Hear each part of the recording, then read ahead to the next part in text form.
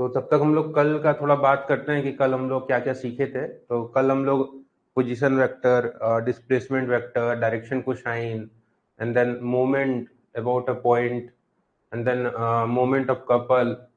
और फिर हम कुछ क्वेश्चन किए थे पैरेललोग्राम लॉ पे, कि how to deal with question. तो पैरेललोग्राम लॉ पे थोड़ा सा ये है कि बेसिक से भी क्वेश्चन हो जाएगा, या तो आप फॉर्मूला लगाओ, और बेसिक से तो सारा क्वेश्चन हो जाएगा आपका, उसमें नो डाउट है। आप बस जो डायग्राम है अगर आप बना दिए सही सही, जैसे पैरेललोग्राम लॉ में कल हम बता रहे थे कि अगर आपका P इधर है, Q इधर होगा तो रिजल्टेंट बीच में आएगा। अगर P ये है और ये Q है तो रिजल्टेंट बीच में आएगा। लेकिन क्वेश्चन में बोल रहा था कि थोड़ा देर बाद Q को जब डबल कर रहे थे तो रिजल्टेंट क्या बोल रहा था, परपेंडिकुलर हो जाएगा, मतलब ये डायग्राम तो बनेगा नहीं। तो कैसा डायग्राम बनता, P को इधर करना पड़ता,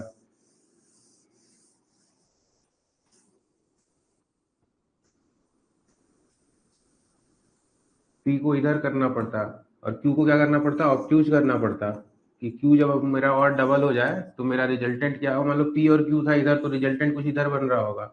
जैसे Q को डबल कर दिए तो रिजल्टेंट कुछ ऐसे बन जाएगा, तो ये 90 डिग्री आ जाता।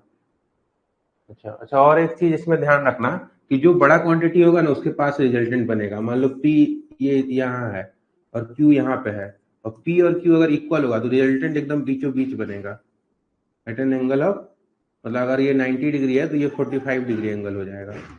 अब जैसे P और Q अगर बराबर है तो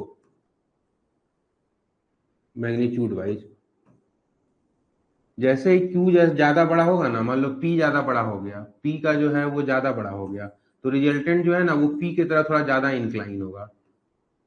मतलब अगर ये थीटा 1 हम बोल दें और ये थीटा 2 बोल दें, तो थीटा 2 होगा वो छोटा होगा थीटा 1 से, अगर मेरा mod P greater than mod Q होगा। ये बात समझ में आ रहा है क्या? जैसे जैसे जो क्वांटिटी बड़ा होगा उसी का और रिजल्टेंट जो है वो इंक्लाइन होने लगेगा। ये बात समझ में आ रहा है क्या, कि जो जो क्वांटिटी जो वाला वेक्टर बड़ा होगा ना उसी की तरफ रिजल्टेंट ज्यादा इंक्लाइन होगा। अगर P मेरा ज्यादा बड़ा होगा तो रिजल्टेंट जो है P की तरफ ज्यादा इंक्लाइन होगा। अगर P देखो वही लिखे, अगर P मेरा बड़ा होगा Q से, तो जो ये रिजल्टेंट जो एंगल बना रहा है थीटा 2, वो छोटा हो जाएगा थीटा 1 से। ये समझ में आ रहा है क्या? ये बस कॉमन सेंस का है, कुछ है नहीं, बट ऐसे ही क्वेश्चन। देखो अगर मान लो मेरा P इतना है, ठीक है, और मेरा मान लो कि Q इतना है, मतलब और P और Q बराबर है, तो इसका जो रिजल्टेंट होगा ना वो, उसको इतना तो पहले समझ में आ रहा है कि रिजल्टेंट हमेशा बीच में होगा। अगर हम बोल रहे हैं कि मैग्नीट्यूड वाइज मॉड लगा दिए, इसका मतलब क्या हुआ कि मैग्नीट्यूड वाइज हम बात कर रहे हैं। अगर P इक्वल टू Q हो गया, मैग्नीट्यूड वाइज बात कर रहे हैं कि मॉड P जो है अगर मॉड Q के बराबर है, तो जो रिजल्टेंट का जो ये एंगल मान लो थीटा 1 है और ये एंगल मान लो थीटा 2 है, ठीक है, तो जब मैग्नीट्यूड वाइज जब बराबर होगा तो जो रिजल्टेंट होगा ना वो एकदम बराबर में, मतलब बाइसेक्टर होगा इसका। बाइसेक्टर का मतलब क्या हुआ कि यहाँ थीटा 1 जो होगा मेरा वो थीटा 2 के बराबर होगा। ये समझ में आ रहा है? नहीं, कल का वीडियो रिकॉर्डेड है, I have seen on web. आप थोड़ा देखो, बाकी लोगों को कल का वीडियो नहीं दिख रहा है क्या? मेरे हिसाब से दिख रहा होगा। अच्छा, अभी वो वाला तो ठीक है, कल का वीडियो वाला भी हम देख लेते हैं, क्लास के बाद हम बात करते हैं उससे। आप पहले ये बताओ, जो समझा रहे हैं अभी पहले वो उस पर ध्यान दो। बाकी कल का देखो, कल का और आज के क्लास में बहुत ज्यादा रिलेशन आपको मिलेगा नहीं, तो वो आज फिर कुछ और पढ़ाएंगे। तो आप कल की चीज तो अभी भूलो, पहले ये वाला बताओ, ये समझ में आ रहा है? बाकी चीज को अभी छोड़ो, ये समझ में आ रहा है जो हम बता रहे हैं, ये समझ में आ रहा है? यार यस नो लिखना पड़ेगा यार, कुछ तो लिखो। कुछ लोग लिख रहे हैं यस सर, जी सर, और बाकी लोग। और हम यही इसी में और हम बता रहे हैं कि जो क्वांटिटी बड़ा होगा रिजल्टेंट उसके तरफ टिल्ट होगा। जैसे कि P को अभी हम मैग्नीट्यूड वाइज बढ़ा दिए, मान लो P को हम इतना बड़ा कर दिए और Q मेरा बस इतना ही है, मतलब P का जो मॉड है वो Q से बड़ा है, तो जो रिजल्टेंट होगा वो थोड़ा इधर की ओर झुका रहेगा। मतलब कि जो वो थोड़ा थीटा 1 और ये थीटा 2 बोले, अगर mod P is greater than mod Q होगा, तो मेरा जो थीटा 1 होगा वो क्या होगा, लेस देन थीटा 2 होगा। ये बात समझ में आ रहा है? जो वाला मैग्नीट्यूड बड़ा होगा उसके तरफ रिजल्टेंट थोड़ा झुका हुआ रहेगा। चलो श्रवण, शानू, दीपांश और लक्ष्मण बोल रहे हैं यस सर। तो ये जस्ट नॉर्मल था, ये तो बस ऐसे बताने के लिए था कि आप लोग को थोड़ा सा आइडिया रहे। मैकेनिक्स में अगर ड्रॉ कर लिए ना, जैसे कि अभी तो ये ड्रॉ कर रहे हैं, थोड़ा देर के बाद फ्री बॉडी डायग्राम सिखाएंगे कैसे ड्रॉ करते हैं, सारा फोर्स को कैसे लगाते हैं। वो आप जब कर लिए ना तो फिर आप समझो कि आपका 70% प्रॉब्लम तो वहीं पे खत्म हो जाएगा। तो ये तो कल हो गया था हम लोग का, और देखते हैं एक आध क्वेश्चन और करवाते हैं कल का, थोड़ा सा रिवीजन करके और फिर हम लोग आगे बढ़ेंगे।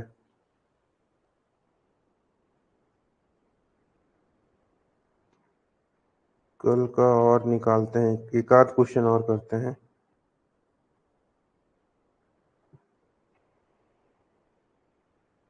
चलो ये वाला करो।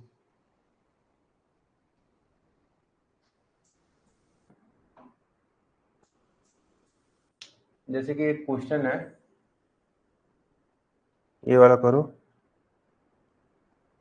हम शॉर्ट में ही लिखते हैं, आप लोग बस इसको क्वेश्चन पे ध्यान देना। रिजल्टेंट है, resultant of P and Q is M। उसका बोल रहा है कि इफ Q इज रिवर्स्ड, अगर Q को रिवर्स कर दिया जाता है, देयर रिजल्टेंट इन N।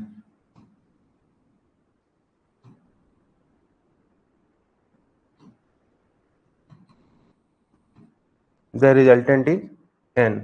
तो आपको फिर यहाँ पे 4 ऑप्शन दिया है, तो क्या करेक्ट रिलेशन होगा? जैसे कि ए ऑप्शन है आपका 2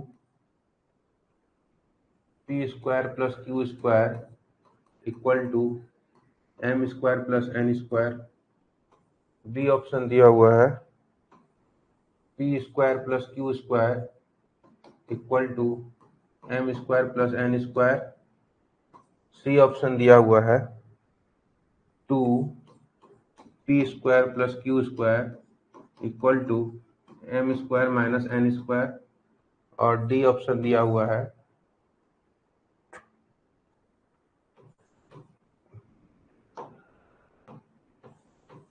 P square plus Q square equal to M square minus N square.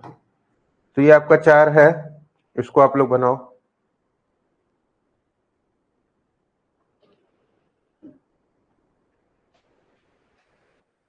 Shailendra class time से ज्वाइन करो भाई, हम एक बार रिपीट कर देते हैं फिर से, बट ये ऐसे मत करो कि आप लेट ज्वाइन करो और फिर, क्योंकि समय हमारे पास बहुत है। मेरे को सैटरडे संडे तक आपका मैकेनिक्स पूरा होगा, आप ऐसे समझ सकते हो। तो पहले क्लास लेते थे तो बहुत लॉन्ग पीरियड तक चलता था, लेकिन इस बार ऐसा डिसाइड ही हुआ तो फिर मेरे को भी करना ही पड़ रहा है, और मेरे को 6 घंटा या 6 घंटा भी क्लास लेना ही पड़ेगा यार, 3-4 दिन। चलो इसको करो। तो सब कोई बोल रहा है ए ऑप्शन, ए ऑप्शन। सानू बोल, सानू आप भी शायद पिछले बैच में थे क्या? मेरे को जैसा ध्यान आ रहा है सानू। राजू का बी आ रहा है, साई प्रिया का ए आ रहा है। बाकी लोग देखो यार, छोटा सा क्वेश्चन है और ये मतलब ये सब क्वेश्चन तो मतलब होना चाहिए, मतलब इसमें कुछ नहीं है। अब थोड़ा सा डायग्राम बनाओ। अनुज ए, साई प्रिया ए, बाकी लोग। ये सब क्वेश्चन होना चाहिए, ये सब क्वेश्चन कुछ नहीं है। Shashank A is what 2p square plus Q square equal to M square plus N square. ठीक है, सबका ये आ रहा है, मतलब चलो ठीक है। मतलब समझ में अब धीरे धीरे आ रहा है ना कि क्वेश्चन कुछ भी रहा है उसको कैसे डील करना है, कैसे प्रोसीड करना है उसमें। ये क्वेश्चन बड़ा, बहुत बड़ा नहीं, एक लाइन का तो क्वेश्चन है बस, कुछ नहीं है इसमें। चलो बहुत लोगों का ये आ रहा है, गुड, मतलब कि आप लोगों को समझ में आ रहा है। तो इधर ही है, तो कुछ नहीं है। रिजल्टेंट ऑफ पी और क्यू एम है, तो कुछ भी मान लो कि मान लो ऐसे कुछ होगा मेरा, चलो कैसे भी मानो कोई दिक्कत नहीं। पी और क्यू का रिजल्टेंट एम है, तो मान लेते हैं, मान लेते हैं हमारा कुछ ऐसे है। मान लेते हैं मेरा ये पी है और ये मेरा क्यू है, बीच का एंगल मान लो अल्फा है, कोई दिक्कत नहीं है ऐसे मानने में। तो क्या बोल रहा है कि m is the resultant of p and q, तो m रिजल्टेंट है तो लिख देते हैं m स्क्वायर इक्वल टू क्या लिखेंगे, p square plus q square plus 2pq cos alpha.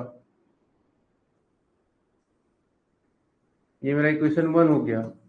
अब क्या बोला कि q को रिवर्स कर दिया गया, तो q जब उधर है q को रिवर्स कर दो, q को रिवर्स कर दिए हम, तो ये अल्फा है तो ये एंगल कितना हो जाएगा 180 माइनस अल्फा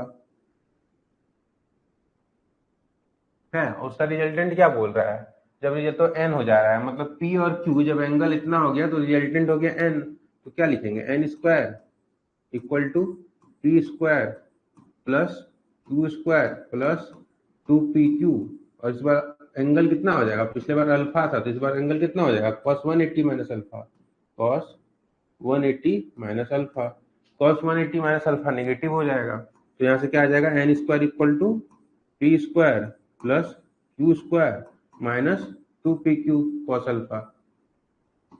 ये इक्वेशन 2 हो गया। दोनों को ऐड कर दो, दोनों को ऐड कर देगा तो क्या आ जाएगा m square plus n square equal to 2 times P square plus Q square. ये आपका आंसर हो जाएगा। ये किससे मैच कर रहा है, तो ये इससे मैच कर रहा है, मतलब ये ऑप्शन इसका आंसर हो जाएगा। सर कल था 3D डायमेंशन डायग्राम वाला वीडियो देखा, समझा नहीं है। अच्छा ठीक है, ठीक है मयूर, आप मेरे को मैसेज करो क्या नहीं समझ में आया मेरे व्हाट्सएप पे, फिर हम जैसा वो करते हैं। अगर व्हाट्सएप पे अगर बताने लायक होगा तो व्हाट्सएप पे बता देंगे, वरना फिर कॉल कर लेंगे अगर ज्यादा बड़ा डाउट होगा तो, और उससे भी बड़ा होगा तो फिर क्लास में यहाँ पे ले लेंगे। तो मयूर आप मेरे को व्हाट्सएप करो स्पेसिफिक अपना डाउट लिख के कि आपको क्या नहीं समझ में आ रहा है उसमें, डायग्राम बना के अगर आप भेज सकते हो तो कॉपी में अच्छे से करके भेजो, ठीक है। तो ये वाला क्वेश्चन अब इस टाइप का हो जाएगा ना, मतलब रिवर्स कर दिया, डबल कर दिया, कुछ ऐसा ऐसे ही आता है, इससे ज्यादा कुछ नहीं आता है। कभी क्यू को रिवर्स रिवर्स कर देगा, कभी क्यू का बोलेगा कि डबल कर दिए, तो जो बोला है बस वही कर देना है, जो बोला रहेगा बस उसको कर देना है। निगेटिव कैसे होगा, निगेटिव कहाँ, अरे ये वाला निगेटिव होता है भाई cos 180 minus alpha.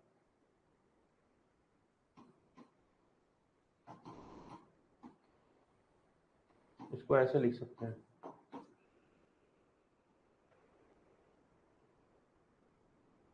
Third step, कौन सा थर्ड स्टेप, ये फर्स्ट सेकंड थर्ड, ये इसको खोलो ना, इसको खोलना ना cos 180 माइनस अल्फा, ये यही नेगेटिव आएगा, फिर दोनों को ऐड कर दिए।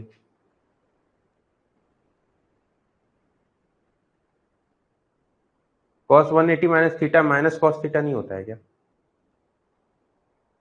मोबाइल नंबर ग्रुप में ऐड है, वो मैं इसमें लिख देता हूँ फिर से।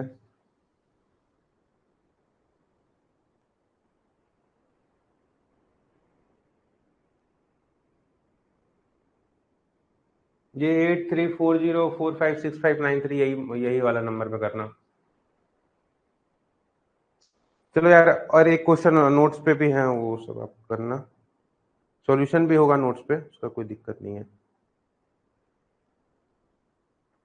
मेन तो क्वेश्चन ही है जो आपको प्रैक्टिस करना है।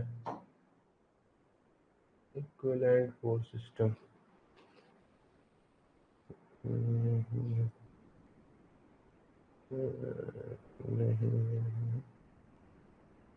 चलो और एक दो देखते हैं क्वेश्चन, इससे पहले ही देख लेते हैं।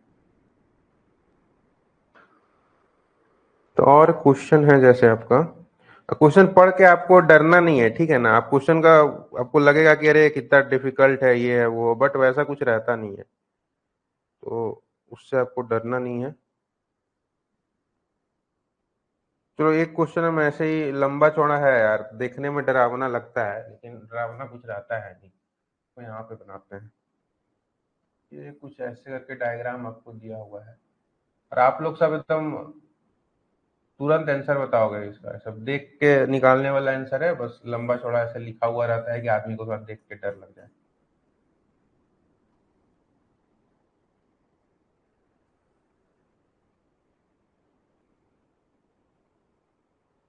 ये पॉइंट ए है, ये पॉइंट बी है, और यहाँ पे आपका एक फोर्स लग रहा है 15 किलो न्यूटन का।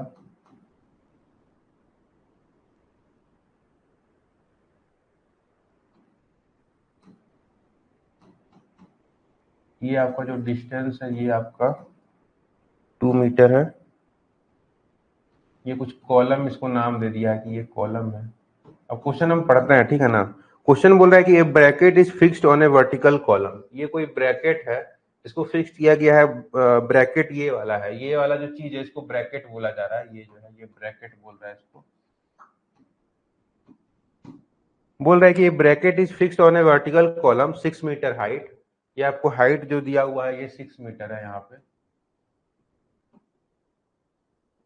6 मीटर हाइट, ठीक है।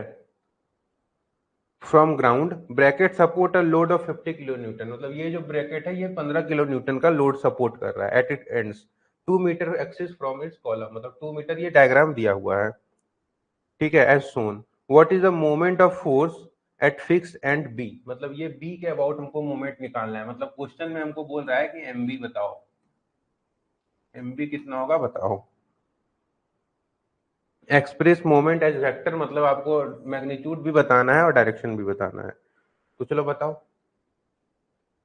30, 30-20 नहीं, पूरा बताओ किधर आएगा जी। मतलब वो के आई जे के टर्म में बताओ। अगर हम इधर मान लेते हैं, मान लो कि मेरा पॉजिटिव एक्स एक्सिस इधर है, पॉजिटिव वाई एक्सिस इधर है और पॉजिटिव जेड एक्सिस बाहर निकल रहा है। मतलब जो बाहर जो लाइन निकल रहा है ना, जो बाहर जो लाइन निकल रहा है, ऐसे करके हम लोग देखते थे ना, इसको ऐसे घुमाते थे, तो जो बाहर निकल रहा है वो पॉजिटिव जेड एक्सिस है।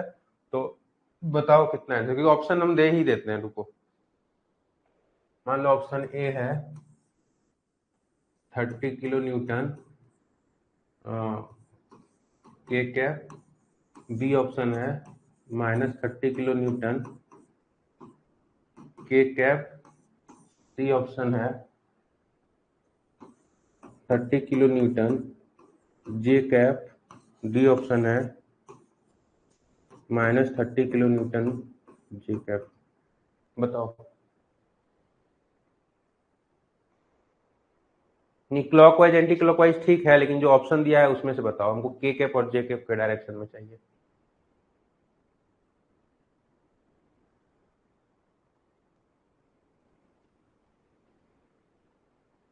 B option is B. Maximum लोगों का बी आ रहा है, मैक्सिमम लोगों को बोल रहे हैं कि बी होगा। ठीक है, मतलब चलो देखो ये क्वेश्चन का आप अगर लाइन देखो, लाइन कितना बड़ा क्वेश्चन लिखा हुआ रहेगा। अब bracket is fixed on a vertical column 6 metre high from ground, bracket support a load of 15 kilo newton at its ends 2 meter from axis of column as shown. What is moment of force at fixed end B of column? Express moment as vector. अब देखो इतना लंबा थोड़ा question रहेगा, आपको gate का मतलब आप बैठे रहोगे स्क्रीन पे, इतना लंबा क्वेश्चन दिखेगा आपको, बगल में एक अच्छा सा आपको डायग्राम दिखेगा, आप देख के एकदम डर जाओगे कि भाई व्हाट इज दिस, कि ये क्या है, इतना बड़ा क्वेश्चन, इतना ये तो टफ ही क्वेश्चन होगा। जनरली सब मन में यही आ जाता है, लेकिन आप देखो इसको देख के मतलब आंसर समझ में आ रहा है। 15 गुना 2 30, और क्या है बताए थे कैसे देखना है इसको, यहाँ पे डिस्प्लेस कर दो फोर्स को, और ये आपका यहाँ से यहाँ गया, तो क्या ये किधर घूम रहा है, इधर इधर घूमेंगे क्लॉकवाइज, और इसको हाथ घुमाओ, ऐसे घुमा रहे हैं तो किधर जा रहा है मेरा अंगूठा, आर वेक्टर से एफ वेक्टर की तरफ घुमाएंगे तो अंगूठा किधर जा रहा है, अंदर की ओर जा रहा है, और बाहर मेरा प्लस के एक्सिस है तो अंदर क्या हो जाएगा, माइनस के हो जाएगा। मतलब आंसर ये हो जाएगा। मतलब आपको देख के ये सब आंसर हो जाएगा और आपको नंबर मिल जाएगा। सी डी कैसे आ रहा है भाई, जे एक्सिस में कैसे होगा भाई, जे एक्सिस में कैसे होगा कपल, कपल सॉरी, जे एक्सिस में मोमेंट कैसे होगा भाई। जे एक्सिस तो आपका ये वाला होता है ना, ये आपका जे होता है, इधर आपका आई होता है, इधर आपका के होता है। वो इस वाले मूवमेंट, इस वाले प्लेन में कैसे होगा, ये आपका ऐसे घूम रहे हैं, मतलब सॉरी ऐसे नहीं, क्लॉकवाइज घूम रहे हैं, क्लॉकवाइज घूम रहा है तो हाथ कैसे घुमाओगे, ऐसे घुमाओगे तो अंगूठा किधर जा रहा है, इनटू द प्लेन जा रहा है, और बाहर पॉजिटिव एक्सिस है तो नेगेटिव वाला होगा। तो ये सब आप लोग को देखना है। कुछ नहीं है यार, मोमेंट इसका लिखे हैं, मोमेंट क्या होता है, आर क्रॉस एफ होता है ना। तो यहाँ परपेंडिकुलर डिस्टेंस देखो ना, फोर्स ये वाला है, इसका परपेंडिकुलर डिस्टेंस अपने क्वेश्चन में दे रखा है 2 मीटर, तो आर क्रॉस एफ में कुछ नहीं है, आर एफ साइन थीटा, अगर लिखो आर एफ साइन थीटा क्या लिखो, इसको लिखोगे तो एंगल 90 है। बट आपको हम बताए थे ना, फोर्स के परपेंडिकुलर ला ले लो, इसका एक ही फोर्स लग ही रहा है, इसका परपेंडिकुलर डिस्टेंस कितना है, 2 मीटर है, तो बस 2 गुना 15 कर दो, ये 30 हो गया। अब बाकी बचा डायरेक्शन कैसे देखे, ये तो आपका मैग्नीट्यूड निकल गया, डायरेक्शन कैसे देखेगा, तो नीचे और तुम इसको वेक्टर फॉर्म में भी लिखोगे तो आराम से आ जाएगा, वेक्टर फॉर्म में ही लिखो तुम, ये पॉजिटिव एक्सिस है तो इसमें क्या होगा, यहाँ पे बनाते हैं फोर्स को हम लोग क्या लिखेंगे, फोर्स किधर लग रहा है वर्टिकली डाउनवर्ड, और अपना पॉजिटिव वाई एक्सिस किधर है ऊपर, तो फोर्स को मेरे को क्या लिखना है -15 का जे कैप लिखना पड़ेगा, न्यूटन किलो न्यूटन ठीक है, यहाँ किलो न्यूटन को कर दो कोई दिक्कत नहीं। और आर वेक्टर को आप क्या लिखोगे, आर वेक्टर क्या है 2 आई कैप है, पॉजिटिव एक्स एक्सिस की तरफ है तो 2 आई कैप कर दो इसको। एम क्या होता है आर क्रॉस एफ होता है, मतलब 2 आई कैप इंटू का -15 जे कैप। कल आपको बताए थे आई जे के, एंटी क्लॉकवाइज घूमेंगे तो पॉजिटिव और क्लॉकवाइज घूमेंगे तो उल्टा नेगेटिव कर देंगे, तो आई क्रॉस जे करना, आई क्रॉस जे करेंगे एंटी क्लॉकवाइज घूम रहे हैं तो क्या आ जाएगा के कैप, तो ये -3 और आई क्रॉस जे क्या हो जाएगा के कैप। ऐसे भी हो जाएगा, जैसे करना है करो।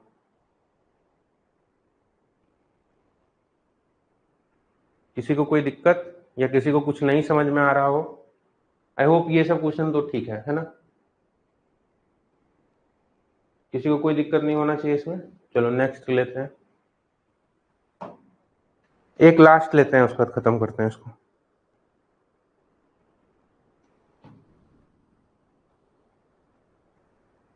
ये है क्वेश्चन आपका,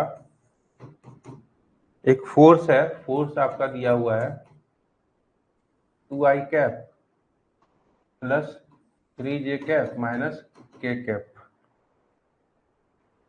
ये बोल रहा है कि एज फोर्स जो है वो पास कर रहा है, इस पासिंग थ्रू ओरिजिन, मतलब ये जो फोर्स है वो आपका ओरिजिन से पास कर रहा है। व्हाट इज मोमेंट, अब ध्यान से क्वेश्चन देखो क्या बोल रहा है, ये फोर्स ओरिजिन से पास कर रहा है, what is moment about point 110, इस पॉइंट के अबाउट आपको मोमेंट निकालना है। हाँ फिगर डराने के लिए ही दिया, फिगर और वो लंबा लंबा स्टेटमेंट डराने के लिए ही दिया रहता है। उतना टफ आपको पूछेगा नहीं कि बहुत खतरनाक एकदम दे के वो करेगा, वो मैकेनिकल वाला को फिर भी थोड़ा सा समझ में भी आता है, आप माइनिंग के लिए है तो आपको तो बेसिक ही ज्यादा पूछेगा। कुछ कुछ क्वेश्चन हार्ड रहेंगे ऑब्वियसली, ऐसा भी नहीं रहेगा कि सब जितना 8 नंबर का आएगा उसमें 8 नंबर एकदम से रिजल्टेंट लिखते हैं, कुछ एक आध क्वेश्चन तो उसमें रहता है वो भी करवाएंगे हम, बट बाकी क्वेश्चन इजी रहता है, मतलब कंपेरेटिवली देखोगे तो वो आसानी से हो जाएगा। इसको करो, इसको वेक्टर फॉर्म में लिख के करो। फोर्स दिया हुआ है, आपको पोजीशन वेक्टर लिखने सिखाए थे, पोजीशन वेक्टर लिखो और क्रॉस एफ करो, पोजीशन वेक्टर सब लिखो, इसको फोर्स तो दिया हुआ है तो बस पोजीशन वेक्टर लिखो और एफ लिखो। अब दो वेक्टर आपको आ जाएगा, तो दो वेक्टर में आपको पता है कि मान लो पोजीशन वेक्टर में भी नहीं बता रहे हैं क्या आएगा, मान लो पोजीशन वेक्टर मेरा ये आया और फोर्स मेरा दिया हुआ है 2 आई कैप प्लस 3 जे कैप और माइनस के कैप, तो आपको पता है कि इसको क्रॉस मल्टीप्लाई, ये वाला क्रॉस प्रोडक्ट कैसे निकालता है, अगर आपका मैथ का क्लास हुआ होगा तो ऐसे ही निकालता है ना। फिर आई कैप इसको एक्सपेंड करना भी सबको आता है, -b-3c, ये मैथ क्लास में समझाया होगा आप लोग को कैसे क्रॉस प्रोडक्ट निकालते हैं।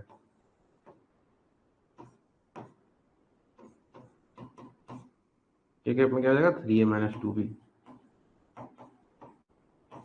बस आपको क्या लिखना है इसमें, सिर्फ आर निकालना है।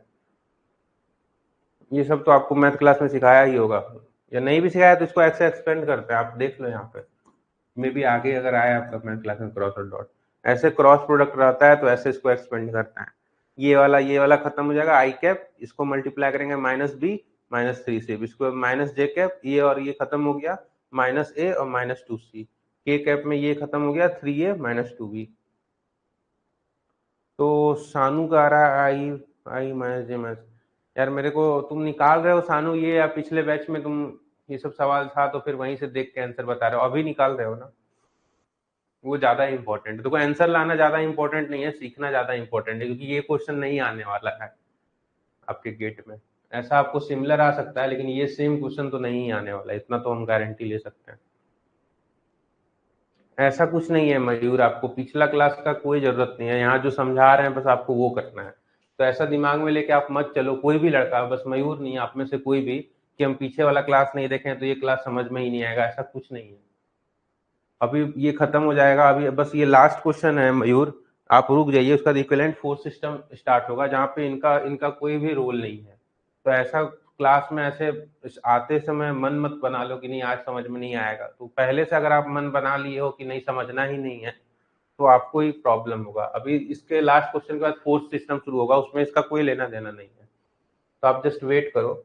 और थोड़ा समझ रहे हो ना, क्लास आई होप कि क्लास थोड़ा हेक्टिक हो रही है, बट वो आपके ही बेनिफिट के लिए हो रही है। अगर एक महीना में आपका पूरा गेट का सिलेबस कंप्लीट हो जाता है, फिर बाकी दिन आप क्या करोगे, बाकी दिन आप सिर्फ रिवाइज करोगे, प्रॉब्लम सॉल्व करोगे। तो ऐसे पॉजिटिव चीजों को लिया करो, क्योंकि नेगेटिव आप अगर लेने लगोगे तो फिर आपको दिमाग भी वैसे ही आपका वो करने लगेगा।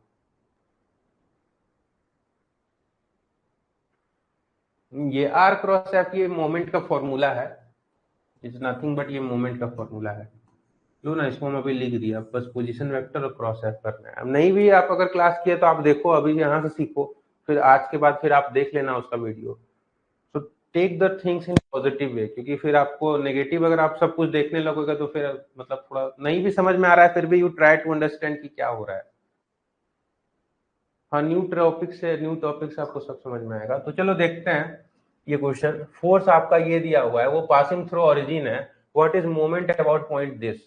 तो क्या बोल रहा है कि ये आपका मान लो अगर मैं एक्स एक्सिस कुछ भी बनाए, तो फोर्स मेरा ओरिजिन से पास कर रहा है, मेरे को नहीं पता है 3D फोर्स है तो मे बी ऐसे होगा, वो कुछ भी होगा मेरे को नहीं पता है, बस ओरिजिन से पास कर रहा है। और मेरे को मोमेंट कुछ पूछ रहा है, मान लो 1,1,0 कुछ यहाँ पे पॉइंट है 1,1,0। तो इस बार मेरे को पोजीशन वेक्टर कैसे बनेगा, ऐसे बनेगा कि ऐसे बनेगा कि ऐसे बनेगा, कौन सा पोजीशन वेक्टर सही होगा, ये ए वाला सही होगा या बी वाला सही होगा। 1,1,0 के अबाउट निकालने बोल रहा है, तो कौन सा पोजीशन वेक्टर सही होगा, ये वाला सही होगा या फिर ये वाला सही होगा। थोड़ा जल्दी जल्दी, ए वाला सही होगा। किसी को लग रहा है कि बी वाला सही होगा, अभी तक तो 0,0 थे तो इधर से ऐसे बना देते थे। नीतीश को लग रहा है बी वाला सही होगा, बाकी अंशुल सबको यही लग रहा है। तो उस टाइम पे क्या था कि ओरिजिन के अबाउट निकालने बोलता था, तो जिसके अबाउट निकालने बोलता था वहां से बना। इस बार किसके अबाउट निकालने बोल रहा है, 1,1,0। मतलब इस बार मेरा पोजीशन वेक्टर कैसा बनेगा, ये वाला मेरा पोजीशन वेक्टर बनेगा। पहले हमको ओरिजिन के अबाउट बोलता था तो ओरिजिन से बनाते थे, अभी हमको 1,1,0 से बनाने के लिए बोल रहा है, तो मेरा पोजीशन वेक्टर कुछ ऐसे बनेगा।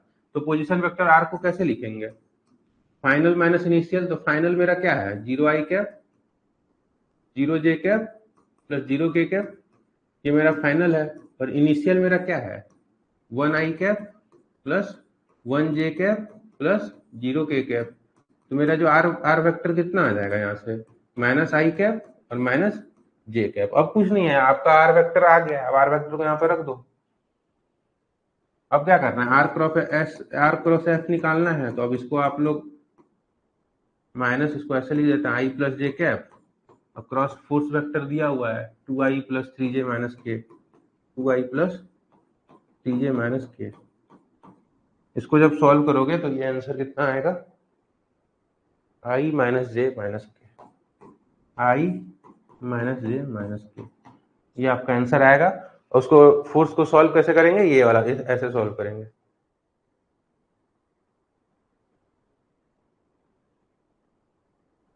शानू लिख रहे हैं फिर से समझ नहीं आया, और आप थोड़ा देर पहले आंसर लिख रहे थे, बताइए। आपका आंसर आ गया लेकिन आपको समझ में नहीं आया। इसीलिए हम बोलते हैं कि आंसर बस ऐसा नहीं, नोट्स तो अपलोड हो ही जाएगा, आप देख के आंसर लिख के, कोई ऐसा कुछ नहीं है कि क्लास में किसी को दिखाना है कि मेरा आंसर आ गया, आपको सीखना है। रिपीट कर दीजिए वेक्टर का डायरेक्शन। यार वेक्टर में देखो इस बार क्या बोला है, what is moment about point 1,1,0, इस पॉइंट के अबाउट निकालना है। पहले क्या करते थे, what is moment about origin, कोई फोर्स 1,1,0 पे लग रहा है। इस बार उल्टा वो कर दिया है, बस इसीलिए तो आपको बोलेंगे कॉन्सेप्ट सीखो कि क्या बोला जा रहा है। इस बार बोल रहा है कि 1,1,0 के अबाउट मेरे को फोर्स निकालो। 1,1,0 यहाँ पे कोई पॉइंट होगा, मेरे को नहीं पता है, स्पेस में कहीं भी होगा, लेकिन बोल रहा है कि मेरे को ओरिजिन से फोर्स पास हो रहा है। तो मेरे को जब पता है कि ओरिजिन से फोर्स पास हो रहा है तो मेरा कैसा डायग्राम बनेगा, यहाँ पे कुछ 1,1,0 होगा कहीं पे, मेरे को नहीं पता है कहाँ पे स्पेस पे है। और यहाँ पे मान लो मेरा ओरिजिन है, तो इस बार बोल रहा है कि मेरे को इस पॉइंट के अबाउट निकालो, इस पॉइंट के अबाउट। पहले ओरिजिन के अबाउट बोलता था तो ओरिजिन से बनाते थे, अब इसके अबाउट बोल रहा है तो इसके अबाउट बनाएंगे। और फिर हम पोजीशन वेक्टर लिखेंगे। पोजीशन वेक्टर क्या होता है? पोजीशन वेक्टर मेरे को किसका लिखना है? ओरिजिन का लिखना है, किसके अबाउट लिखना है? नहीं, एक सेकंड। तो एरो मेरा ऐसा, ओह सॉरी, तो पोजीशन वेक्टर मेरे को ये ऐसे समझो ना, ये एरो ऐसे बना ना, तो ये वाला एरो बना तो फाइनल माइनस इनिशियल करते थे ना, तो फाइनल इस बार कौन सा हो जाएगा? ओरिजिन हो जाएगा। तो ओरिजिन का लिखे 0 i कैप। पहले कैसे करते थे कि जिसका निकालने बोलता था वो माइनस ओरिजिन करते थे ना। तो इस बार उल्टा कर देंगे, 0 i cap plus 0 j cap plus 0 k cap, और इसमें माइनस कर देंगे हम i कैप और प्लस j कैप, और ये तो 0 ही है, तो यहां से मेरा पोजीशन वेक्टर क्या आ जाएगा? -i cap minus j cap. और किसी को कोई प्रॉब्लम?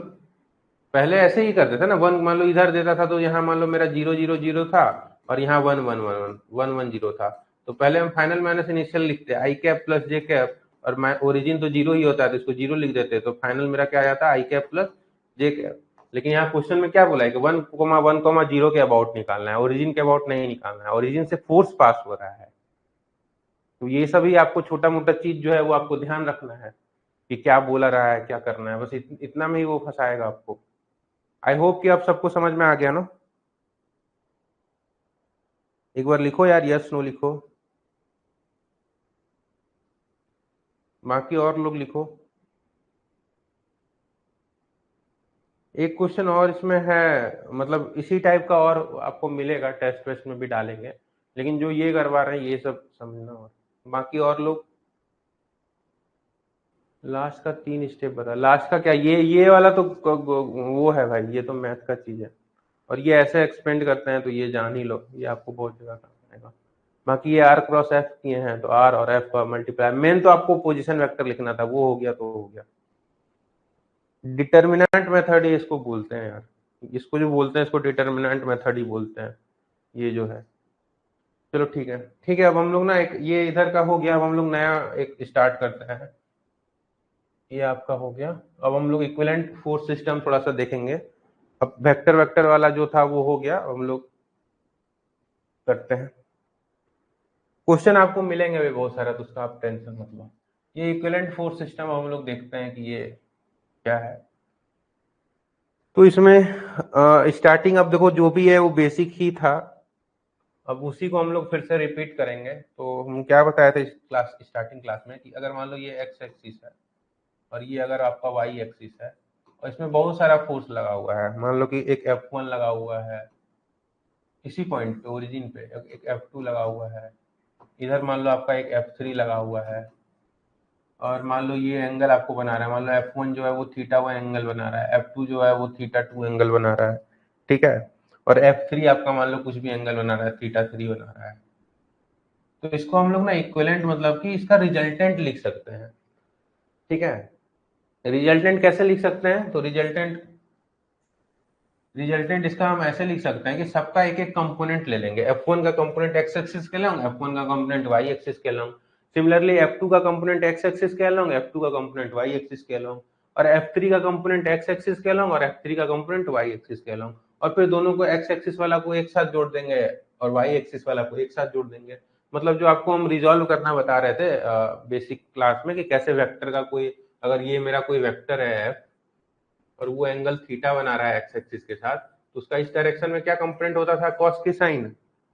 इस इधर हट जाते हैं, इस एक्सिस ये वाला क्या कंपोनेंट होगा? कॉस होगा कि साइन होगा?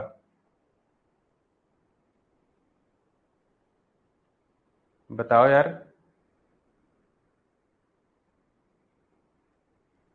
कॉस होगा, तो ये वाला क्या हो जाएगा? एफ कॉस थीटा हो जाएगा, और इसके परपेंडिकुलर क्या हो जाएगा? साइन हो जाएगा। तो वही यहाँ पे भी सबका करना, इधर एंगल बना रहा है उधर कॉस कर देना, और ऊपर क्या कर देना? साइन कर देना, और फिर सबको एक्स को वाला को एक्स के साथ जोड़ देना और वाई वाला को साइन के साथ जोड़ देना, बस यही हो गया, ठीक है। और एक इसमें क्या कर सकते हैं, इसको फोर्स पॉलीगन से भी बना सकते हैं कि F1 को मान लो कि कुछ ऐसे लगेगा, हेड टेल, फिर F2 को थोड़ा डिस्प्लेस करके ऐसे बना देना, और F3 को इधर डिस्प्लेस कर देना। तो देखो ये मान लो मेरा F1 है, ये मेरा F2 है, ये इससे ज्यादा आप रिजॉल्व करके बनाना, ये मतलब एक डायग्राम के लिए आपको समझाने के लिए बता रहे हैं, लेकिन मेन आपको ये वाला रिजॉल्व करके ही आप ऐड करना, ठीक है ना। एक्स एक्सिस के अलोंग कंपोनेंट, वाई एक्सिस के अलोंग कंपोनेंट, और एक्स और वाई का इंडिविजुअल, एक्स का अलग जितना कंपोनेंट आया सबको जोड़ देना है, वाई वाला जितना कंपोनेंट आया सबको जोड़ देना है, और ये कर देना है। ये क्या है, ये तो डायग्राम के लिए हम बताना चाह रहे हैं कि F1 यहाँ लग रहा है, इसको उठा के हम यहाँ पे कर दिए, इसको पैरेलल उठा के हम यहाँ पे लगा दिए, और इसको उठा के हम ऐसे यहाँ पे लगा दिए, ठीक है। तो ये कुछ मेरा डायग्राम बना।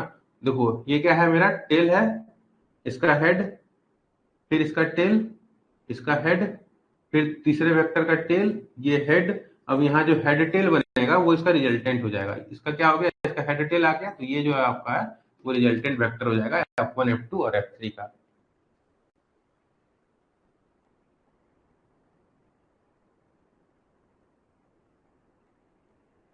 ठीक है, तो ये हो गया। सानू आप वो पिछला क्वेश्चन वाला मेरे को मैसेज करो व्हाट्सएप पे मेरे पास, क्योंकि हमें 2 घंटा में भी कुछ और भी करना है, तो आपको कुछ स्पेसिफिक डाउट है तो आप मैसेज करो व्हाट्सएप पे, आई विल रिप्लाई जैसा भी आपको क्या डाउट हो रहा है। तो ये वाला समझ में आया क्या। तो इसमें हम क्या लिख सकते हैं कि जो रिजल्टेंट जो वेक्टर होगा, तो एक्स डायरेक्शन में क्या हो जाएगा उसका F1 cos θ1, जो भी रिजल्टेंट होगा, रिजल्टेंट वेक्टर उसका एक्स में क्या उसका वो होगा, तो F1 cos θ1 आएगा, प्लस F2 cos θ2 आएगा, और प्लस F3 cos θ3 आएगा। जो भी रिजल्टेंट होगा उसका वाई डायरेक्शन में क्या कंपोनेंट होगा, तो F1 sin θ1 होगा, F2 sin θ2 होगा, और F3 sin θ3 होगा, यही होगा ना। तो आर एक्स और आर वाई मिल गया, तो रिजल्टेंट जो फोर्स होगा उसको हम क्या लिख सकते हैं, उसका magnitude under root R X का स्क्वायर और आर वाई का स्क्वायर। तो यही आपका इक्विवेलेंट फोर्स सिस्टम हो गया। किसी को कोई दिक्कत, हाँ ना कुछ बोलो, यस नो, दिक्कत है नहीं है।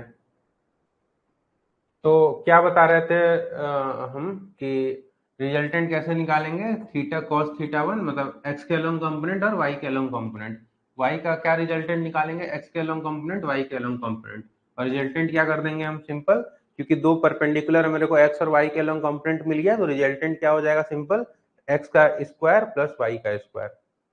ठीक है, अब सबको समझ में आया ये क्या हो रहा है, इसमें समझ में आ रहा है ना अब क्या हो रहा है।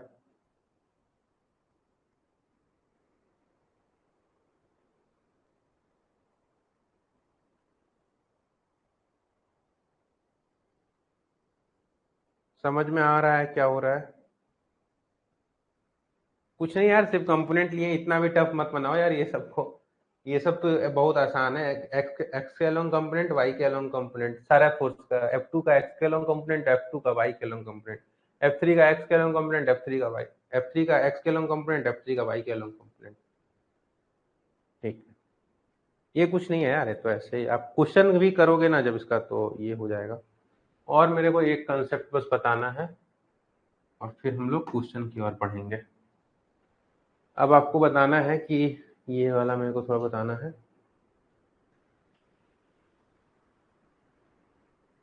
अब ना मेरे को दिखाना है कि कोई भी फोर्स को हम ना, देखो फोर्स का जो इफेक्ट होता है, मान लो कि ये एक बॉडी है, अब फोर्स यहाँ पे लग रहा है मेरा, तो हम इस फोर्स को यहाँ पे लग रहा है, तो इस फोर्स को हम यहाँ पे थोड़े ना लगा सकते हैं, तो कॉज जो होगा इस फोर्स का वो तो चेंज हो जाएगा ना। आप ऐसे ही समझो, कोई भी अगर मेरा ऐसे एक बॉडी है, उसको हम यहाँ से लिफ्ट कर रहे हैं, ऐसे करके उठा रहे हैं फोर्स से, अब कोई बोलेगा सर ये फोर्स है, इसको तो हम यहाँ ऐसे पैरेलल ऐसे शिफ्ट कर देते हैं, तो ऐसा नहीं कर सकते हैं ना।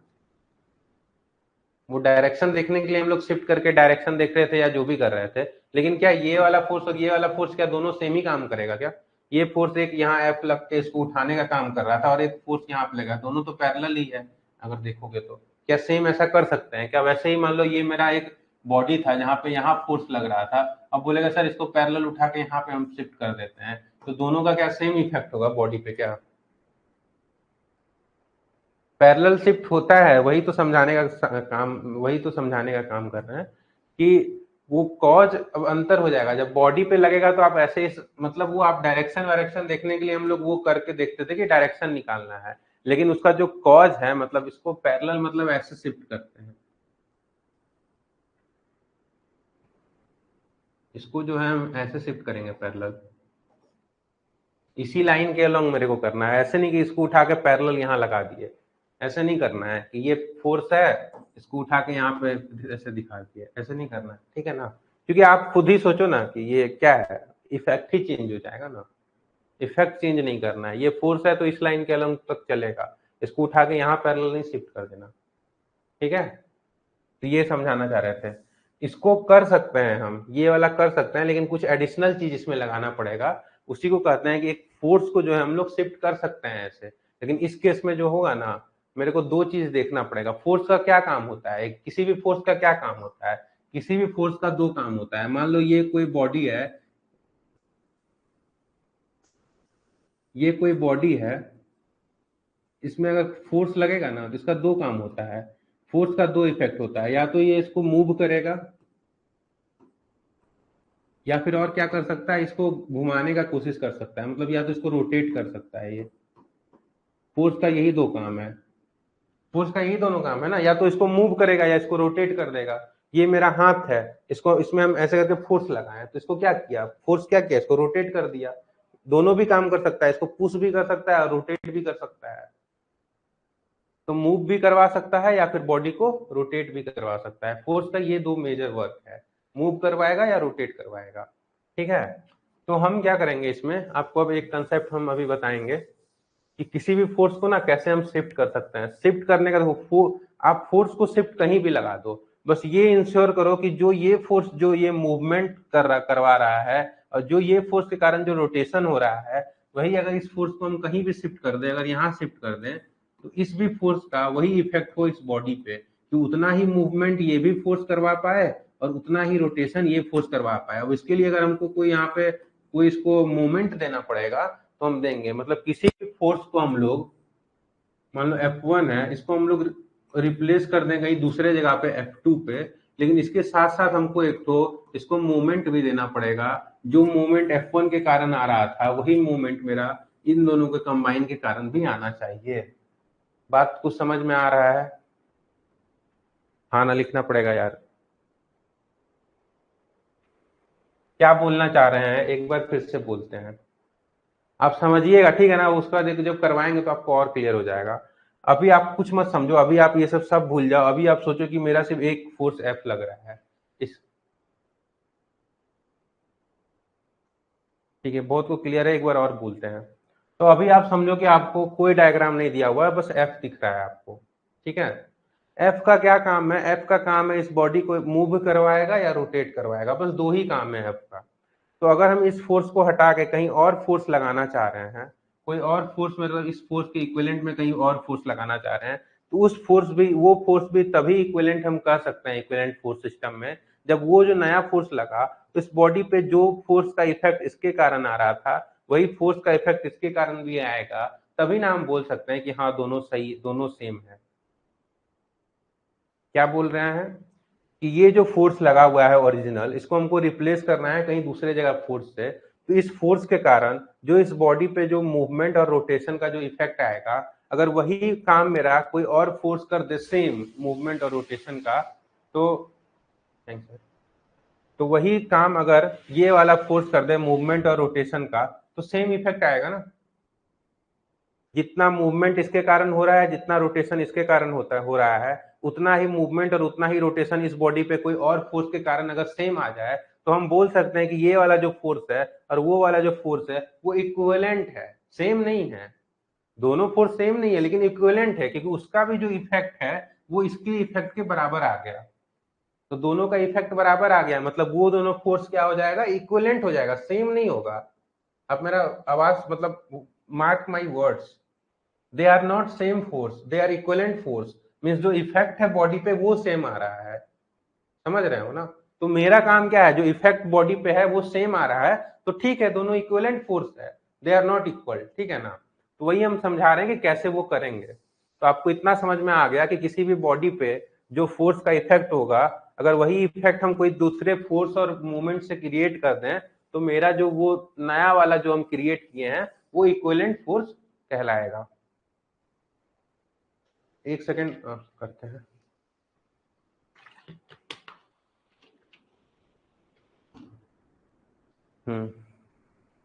तो उसी को हम लोग बोलते हैं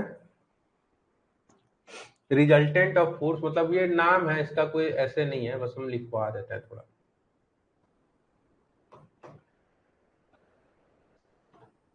resultant of a force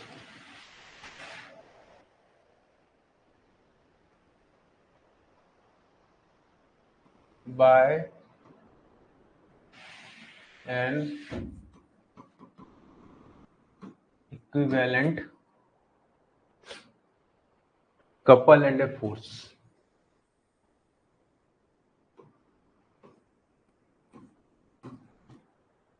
at any other point।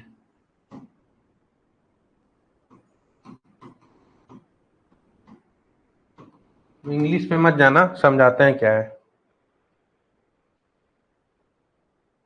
हाँ, दो इंसान सेम नहीं है लेकिन उनका काम सेम है, ये एग्जैक्टली यही है, दो फोर्स सेम नहीं है लेकिन उनका काम जो है वो सेम है।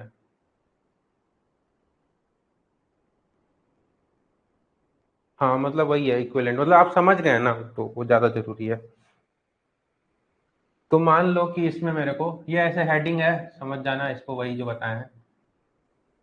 ये मेरा कोई एक्स एक्सिस वाई एक्सिस है, ये मान लो मेरा पॉइंट ए पे मेरा कोई पी फोर्स लगा है, ठीक है? अब इसी फोर्स को जो है ना हमको बी पॉइंट पे शिफ्ट करना है।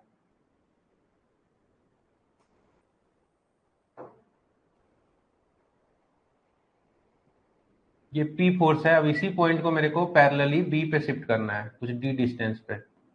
मान लो ये डिस्टेंस डी है, पैरेलल शिफ्ट कर रहे हैं, ठीक है ना? इसके अलग पैरेलल नहीं, डी डिस्टेंस कुछ होना चाहिए। मान लो यहाँ पे मेरा कुछ पॉइंट बी है, अब मेरे को बताना है कि बी पॉइंट पे जब इसको शिफ्ट करेंगे या फिर कौन सा इतना फोर्स लगा दें कि उसका सेम इफेक्ट आएगा, ठीक है? तो ये निकालना है, just एक सेकेंड।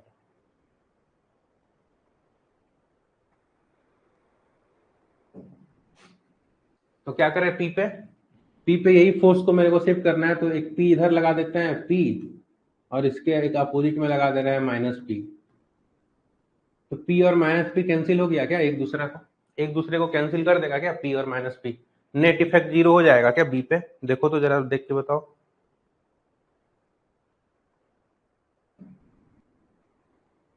ये वाला पॉइंट ए पे फोर्स लग रहा है पी, इसको बी पे हमको कर रहे हैं कि बी पे देखते हैं कि कैसे निकालेंगे। तो बी पे एक हम प्लस पी ऊपर लगा दिए और माइनस पी ऊपर लगा दिए, तो दोनों क्या कैंसिल कर देगा, दोनों का मोमेंट भी निकालेंगे तो जीरो ही हो जाएगा, नेट फोर्स जीरो है, तो उसका एक क्लॉकवाइज का एंटी क्लॉकवाइज खत्म हो जाएगा, सब कुछ कैंसिल हो जाएगा। अब आप एक चीज देखो, ये वाला चीज भूल जाओ, ये वाला बस इतना पार्ट को देखो, जितना रेड सर्किल से बनाया उतना पार्ट को देखो। वो वाला कुछ देखा देखा हुआ लग रहा है क्या? कुछ पढ़ते थे हम लोग कि प्लस एफ इधर माइनस एफ और बीच का डिस्टेंस डी है, कुछ याद आ रहा है क्या? इसको क्या बोलते थे हम लोग? उसको क्या बोलते थे हम लोग? प्लस एफ माइनस एफ, बीच का डिस्टेंस डी है, कपल। याद आ रहा है?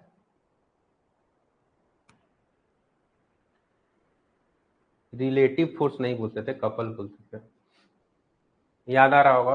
तो ये वाला मिल के क्या बना रहा है, कपल बना रहा है क्या?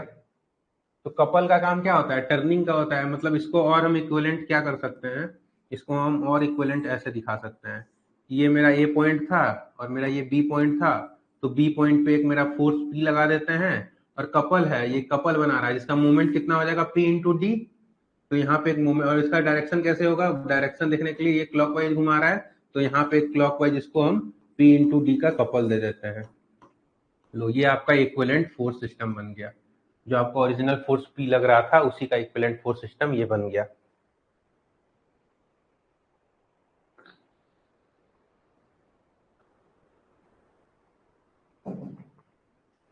समझ में आ रहा है क्या? ये जो कपल बना रहा था, इसका काम क्या था कि प्लस माइनस फोर्स था, तो इसका काम सिर्फ टर्न करने का था, ये किसी भी बॉडी को मूव नहीं करवा सकता है। तो ये जो टर्न करने का जो फोर्स था प्लस पी और माइनस पी, इसको उठा के हम कपल बना दिए।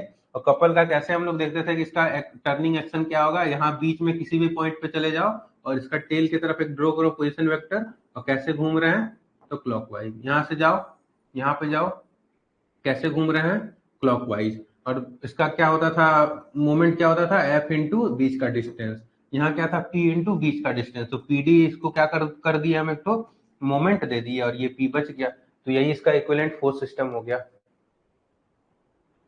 कितने लोगों को समझ में आया और कितने लोगों को नहीं आया, क्या नहीं आया वो बताएं।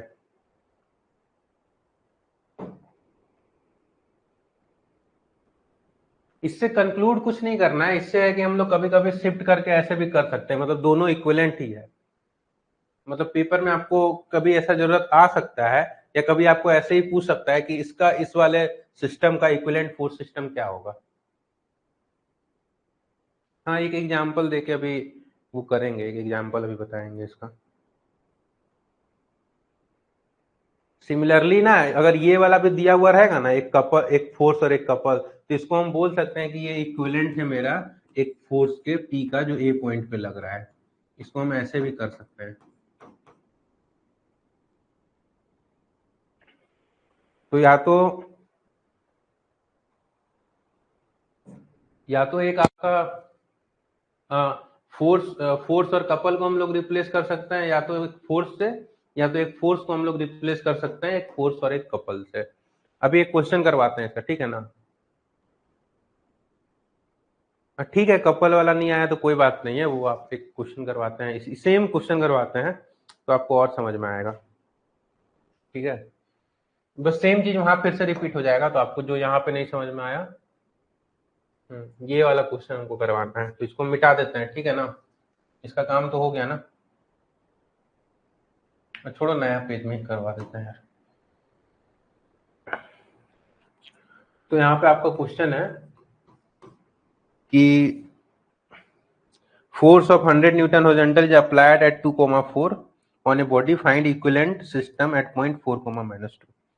तो ये बनाते हैं यहाँ पे डायग्राम।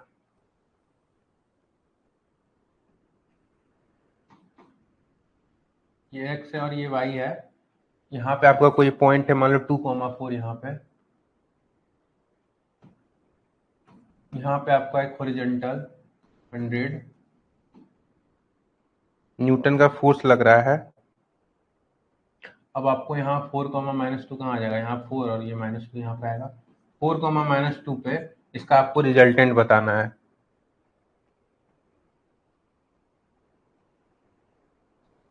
बना पाओगे क्या? जैसे पिछला कंसेप्ट बताया, कोई बता सकता है कितना क्या क्या होगा?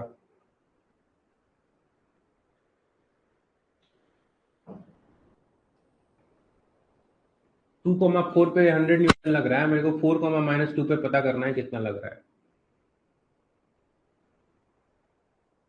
एक बार अटेम्प्ट करो, वही 100 है ना, तो यहाँ पे एक आगे 100 लगाओ, पीछे 100 लगाओ, तो ये और ये पीछे वाला 100 मिलके क्या बना देगा, कपल बना देगा, और आगे वाला 100 तो रह ही जाएगा, तो ये वाला कपल का निकाल लो मोमेंट कितना होगा, और वो 100 उधर आगे लगा हुआ ही रह जाएगा। क्वेश्चन आपको लिखा हुआ मिल जाएगा मयूर, आप अभी पहले क्लास में करो ना, क्वेश्चन आपको लिखा हुआ पीपीटी में भी है, और नोट्स में भी अपलोड होगा ना, उसमें भी क्वेश्चन है। ये क्वेश्चन है यार, क्वेश्चन का टेंशन नहीं लो, क्वेश्चन हम समझा दिए हैं, क्वेश्चन वही है। क्वेश्चन वही है कि force of 100 Newton horizontal applied at 2,4, तो उसी को आपको इक्विवेलेंट बताना है 4, -2 पे। तो वही चीज हम यहाँ पे आपको करवाए हैं। 2,4 में 100 न्यूटन हॉरिजॉन्टल आगे लगा हुआ है, तो 4, -2 पे आपको इसका इक्विवेलेंट बताना है। 100√40 600, हाँ कपल ना, अरे तो उसका उस टाइप से लिखो यार सानू, पूरा प्लस क्लॉकवाइज एंटी क्लॉकवाइज सब कुछ लिखो। √40 कहाँ से आ रहा है, √40 कहाँ से आ जा रहा है? तो इसको कुछ नहीं करना है, जिनको नहीं समझ में आया था पिछले बार वो एक बार और देखो। ये 100 न्यूटन है, हमको इस पॉइंट बी पे मान लो बी पे हमको बोल रहा है कि हमको इसको रिप्लेस करना है। अरे यार, बी पॉइंट पे बोल रहा है कि इसको रिप्लेस करना है, तो करते हैं रिप्लेस। 100 आगे लग रहा है तो लो इधर एक 100 लगा दिए, और इसी के अपोजिट भी 100 लगा दिए, इधर प्लस का 100 और इधर माइनस का 100। ठीक है, दोनों एक दूसरे को क्या कर देगा, कैंसिल कर देगा ना कैंसिल।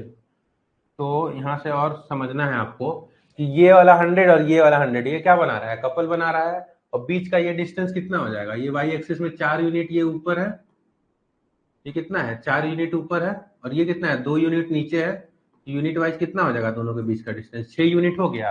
तो ये ऊपर 6 यूनिट हो गया, तो आंसर कितना हो जाएगा, P into D, 100 into 600।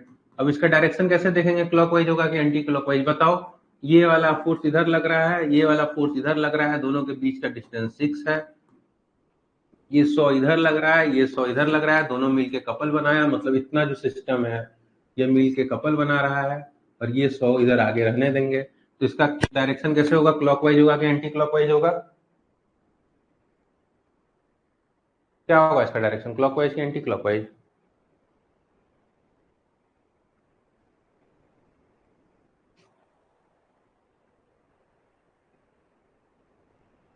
Clockwise होगा।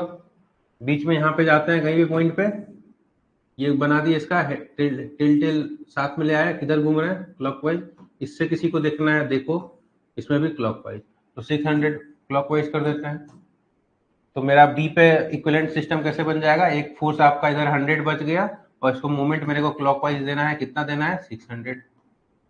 तो ये जो है अब आपका इक्विवेलेंट फोर्स सिस्टम बन गया, जो आपका पहले दिया हुआ था ए पे, जो 2,4 पे 100 इधर लग रहा था, और मेरा 4,-2 पे ये मेरा बन गया 100 इधर फोर्स लगा देते हैं, और इसको ऐसे करके दे देते हैं 600। तो ये दोनों क्या हो जाएगा, इक्विवेलेंट हो जाएगा। अब समझ में आया सबको क्या कर रहे हैं,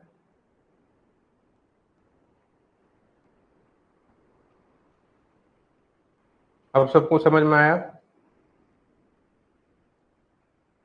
कि कैसे उसको ऊपर नीचे आगे पीछे दोनों में फोर्स लगा देते हैं, और एक कपल बना के उसका मूवमेंट ले लेते हैं। यार यस नो लिखना होगा यार, बाकी लोग और लोग, 2 ही लोग हैं क्लास में, और ठीक है। अब ऐसे ही देखो, ये तो एक फोर्स था, अब थोड़ा सा इसको और आगे चलते हैं। अब हम लोग थोड़ा कोप्लेनर पे आते हैं, जहां पे ना एक से ज्यादा रहे। अभी तक क्या था, एक ही फोर्स हम लोग देख रहे थे, एक फोर्स को लगा देते। अब हम लोग बहुत सारा फोर्स लगाएंगे। मेरा ये एक्स एक्सिस रहेगा, ये वाई एक्सिस रहेगा। कोप्लेनर, कोप मतलब कोप्लेनर मतलब समझ में आता है ना, कोप्लेनर मतलब एक ही प्लेन में सारा फोर्स है। कोप्लेनर मतलब एक ही प्लेन में सारा फोर्स है।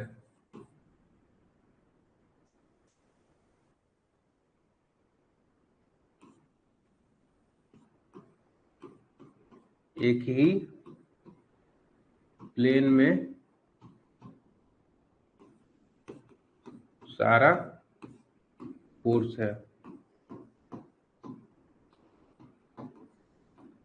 कोप्लेनर मतलब यही होता है, एक ही प्लेन में सारा फोर्स है। ठीक है, इसका यूज आपको आएगा वो पिछले वाले का ना, वो अब आप यूज देख लोगे कभी ना कभी, वो कभी कभी करना पड़ता है सिर्फ, तो आपको समझ में आना चाहिए कि फोर्स का इफेक्ट क्या होता है। तो ये हो गया आपका कोप्लेनर, मतलब एक ही प्लेन में सारा फोर्स है। मतलब आप एक हथेली मान लो, आपका एक प्लेन है, तो आप अगर वो जितना भी फोर्स आएगा, मान लो कि यहाँ पे F1 लग रहा है, ये एंगल मान लो θ1 बना रहा है, यहाँ पे कुछ F2 लग रहा है, ये एंगल θ2 बना रहा है, यहाँ पे कुछ मान लो यहाँ पे कुछ F3 लग रहा है, ये एंगल मान लो एंगल θ3 बना रहा है। तो ये तीनों फोर्स है ना, वो हम हथेली वाला एक प्लेन जैसे रखेंगे, तो ये तीनों फोर्स कवर हो जाएगा।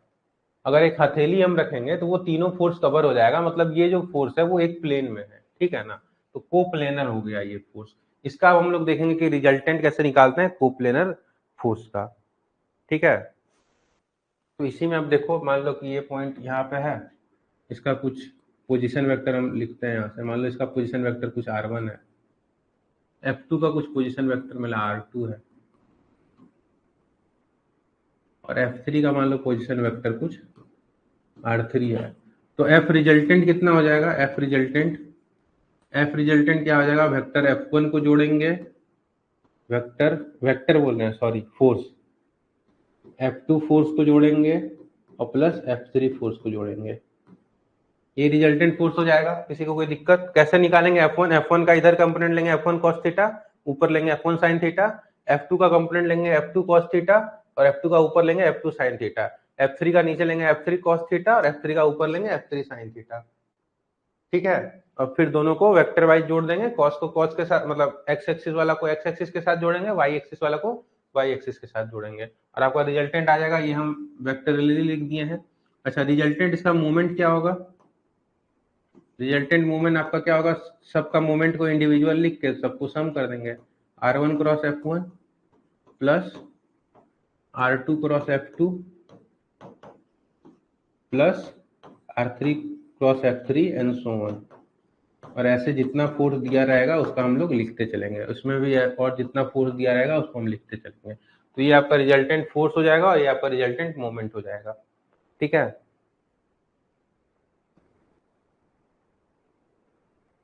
अच्छा, और एक चीज हम आपको बताए थे कि मान लो कि ये कपल भी इसमें ऐड कर दिया है। तो कपल का क्या होता है? इसका couple is a free vector, तो इसका जो मोमेंट होगा वो किसी भी पॉइंट के अबाउट सेम ही रहता है। तो इसका भी हम लोग सिर्फ मोमेंट लेंगे, इसका फोर्स नहीं लेंगे। इसका क्या इफेक्ट हम लोग लेंगे? इसका इफेक्ट हम लोग फोर्स में नहीं लेंगे, इसका इफेक्ट जो होगा सिर्फ मोमेंट में होगा। ठीक है, कपल का जो होता है वो फोर्स में कोई इफेक्ट नहीं होगा, क्योंकि दोनों तो कैंसिल कर रहा है। उसका इफेक्ट सिर्फ क्या होता है? टर्निंग में, तो उसका मोमेंट हम सिर्फ लिखेंगे। क्वेश्चन करवाते हैं उसमें, फिर आपको और वो हो जाएगा। एक क्वेश्चन शायद इसमें है ना, हाँ यही वाला तो चाहिए यार, इसको मेरे को दूसरे जगह ले जाना है।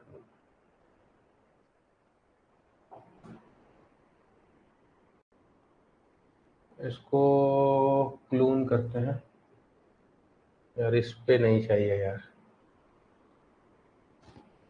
मेरे को दूसरे पेज में चाहिए ये वाला। छोड़ो, नया वाला पेज में निकालते हैं यार, नया वाला पेज में से, या फिर इसको मिटा दें, ये वाला एक ही प्लेन ये वाला मिटा दें, हो गया आप लोग, मतलब छोड़ो मिटाए, नया पेज में ही ले लेते हैं, कोई दिक्कत नहीं है। तो आपको अभी एक वो बताना है, रिजल्टेंट फोर्स और रिजल्टेंट मोमेंट, ठीक है ना? एक क्वेश्चन करो, आपको अच्छा समझ में आएगा। ये बोल रहा है कि दो फोर्स है, 160 न्यूटन का है, और ये यहाँ पे, मतलब मैं डायग्राम बना देता हूँ, यही डायग्राम इसमें कहने का कोशिश किया है। ये मान लो कोई पॉइंट ए है, ये पॉइंट है मान लो आपका 0,6, यहाँ पे आपका एक 60 न्यूटन का फोर्स ऐसे लग रहा है, 60 न्यूटन का, और ये एंगल आपको दिया हुआ है 30 डिग्री। उसके बाद 5,3 कोई पॉइंट है, यहाँ पे मान लो कुछ होगा, यहाँ पे आपका एक 100 न्यूटन का फोर्स नीचे लग रहा है, ये पॉइंट है आपका मान लो 5,3, ये पॉइंट का नाम बी है और ये पॉइंट का नाम ए है, और कोई एक कपल दिया हुआ है मेरा इधर 160, और ये जो बीच का डिस्टेंस है वो 0.7 मीटर है। तो इसका हमको रिजल्टेंट फोर्स और रिजल्टेंट मोमेंट बताना है। इस वाले जो भी फोर्स है, इसका हमको रिजल्टेंट फोर्स और रिजल्टेंट मोमेंट बताना है। अच्छा, क्वेश्चन देखना है, क्वेश्चन में यही बोल रहा है, क्वेश्चन देख लो आप लोग।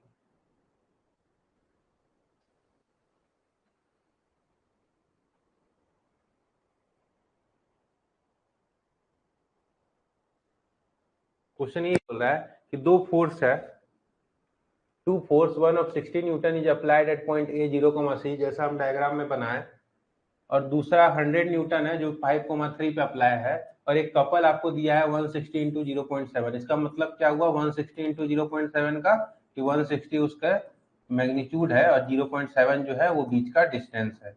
ये 0.7 उसका बीच का डिस्टेंस है और मैग्नीट्यूड कितना है 160 है।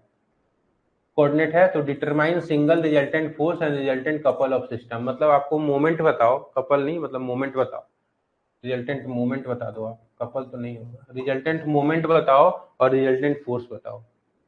ठीक है, तो रिजल्टेंट फोर्स और रिजल्टेंट मोमेंट आपको बताना है कि इस वाले सिस्टम का, ये जो सिस्टम बना हुआ है इसका रिजल्टेंट फोर्स कितना होगा, मतलब रिजल्टेंट फोर्स कितना होगा बताओ, और रिजल्टेंट मोमेंट कितना होगा। अब ये वाला जो चीज है ना, ये धीरे धीरे आपको काम आएगा आगे, इसीलिए अभी ये बता रहे हैं, ये आपको जैसे बीम में 3-4 फोर्स लगाएगा, कुछ मूवमेंट बनाएगा, उस एनालिसिस में वो सब में फिर ये सब काम आने लगेगा, इसलिए इसको अभी बनवा रहे हैं कि आपको धीरे धीरे अभी से ही आदत हो जाए।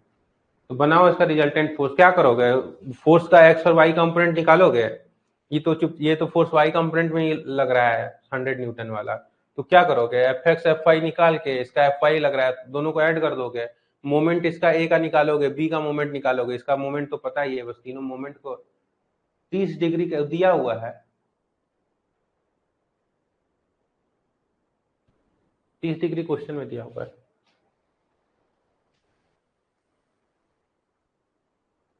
जस्ट 1 मिनट का टाइम देते हैं, थोड़ा इसको अटेम्प्ट करो तो खुद से। ये अपना पॉजिटिव एक्स एक्सिस इधर है और ये आपका पॉजिटिव वाई एक्सिस है।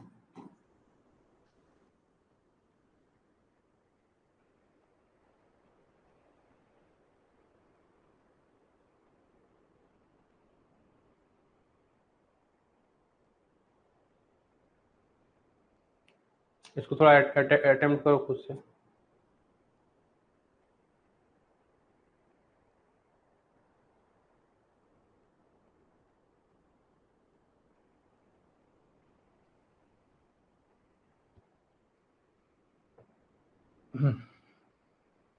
कुछ नहीं करना है, बस उसको एक्स कंपोनेंट और वाई कंपोनेंट लेना है, बी पे भी वही आपको एक्स कंपोनेंट वाई कंपोनेंट लेना है और दोनों को फिर ऐड कर देना है।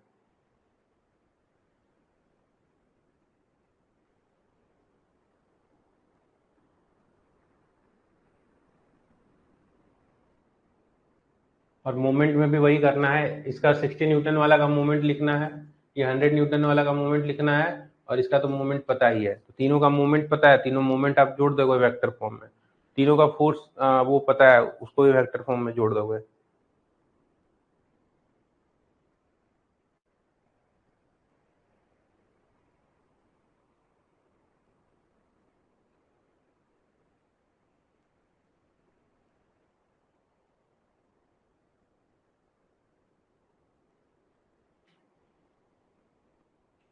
सेलेस का आंसर आया 53.46 और -72.76।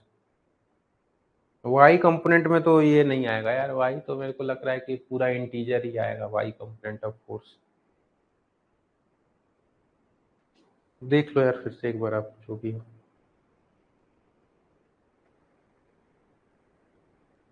शिवांश का रिजल्टेंट आ रहा है 30√3i -17j, हाँ ये सही है, 30√3i -17j, ये सही है।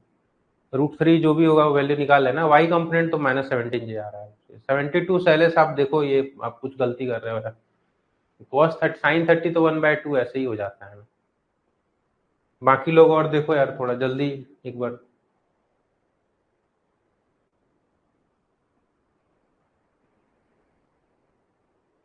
प्रिंस का एकदम सही है, और जिसका रिजल्टेंट फोर्स आ गया रिजल्टेंट मोमेंट निकालो, पूरा मोमेंट निकालो, इसका रिजल्टेंट कितना आएगा।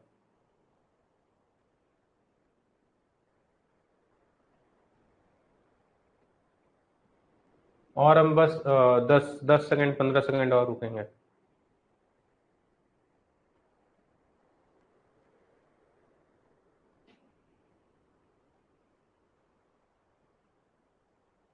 -100, पहला बात तो ये न्यूटन नहीं होता है कभी भी, वो मोमेंट का कभी भी न्यूटन होता है क्या यूनिट, मोमेंट का न्यूटन थोड़े ना होता है यूनिट। जिनका रिजल्टेंट फोर्स आ गया रिजल्टेंट मोमेंट निकालेंगे, जिनका नहीं आया वो देखो, जिनका आ गया वो खुद से करेंगे, ठीक है ना। तो क्या करें, ये 60 न्यूटन का कंपोनेंट निकाल लेते हैं, तो इधर कितना आ जाएगा, 60 cos 30, तो कितना cos 30√3/2 मतलब 30√3 आ जाएगा ये। ऊपर कितना आएगा 60 sin 30 मतलब 60 sin 30 कितना होता है 1/2। ये कितना आ गया 30 आ गया। तो रिजल्टेंट फोर्स क्या हो जाएगा रिजल्टेंट फोर्स। तो इस वाले फोर्स को क्या लिखते हैं 60 न्यूटन वाले फोर्स को क्या लिख सकते हैं। मान लो इसको F1 नाम हम दे दिए और इसको नाम हम F2 दिए। तो F1 को क्या लिख सकते हैं हम FR क्या हो जाएगा सिंपली F1 + F2 होगा। F1 कितना आ गया मेरा 30√3 I कैप और ऊपर कितना लग रहा है 30 J कैप और F2 मेरा कितना है नीचे की ओर लग रहा है तो माइनस में लिखते हैं क्योंकि ऊपर पॉजिटिव एक्सिस है तो -100 J कैप। तो यहाँ से कितना आ जाएगा मेरा 30√3 I कैप -17 J कैप। तो इसमें क्या था बताओ।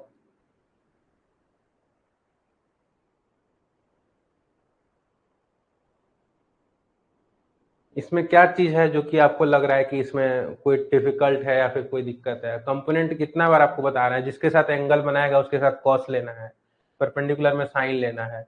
एक्स एक्सिस वाला को एक्स एक्सिस के साथ जोड़ दो एक्स एक्सिस में बस यही है। वाई एक्सिस में इतना है 30 इसका है और 100 नीचे लग रहा है ऊपर पॉजिटिव वाई है तो नीचे क्या हो जाएगा -100 हो जाएगा।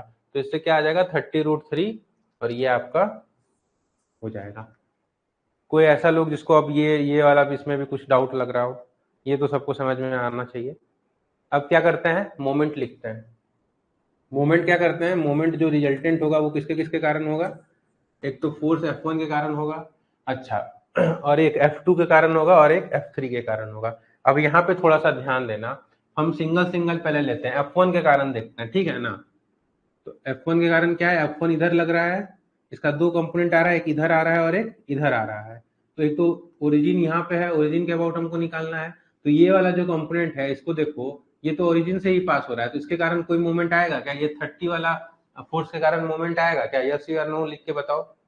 ये जो 30 लग रहा है ऊपर इसके कारण कोई मूवमेंट आएगा क्या।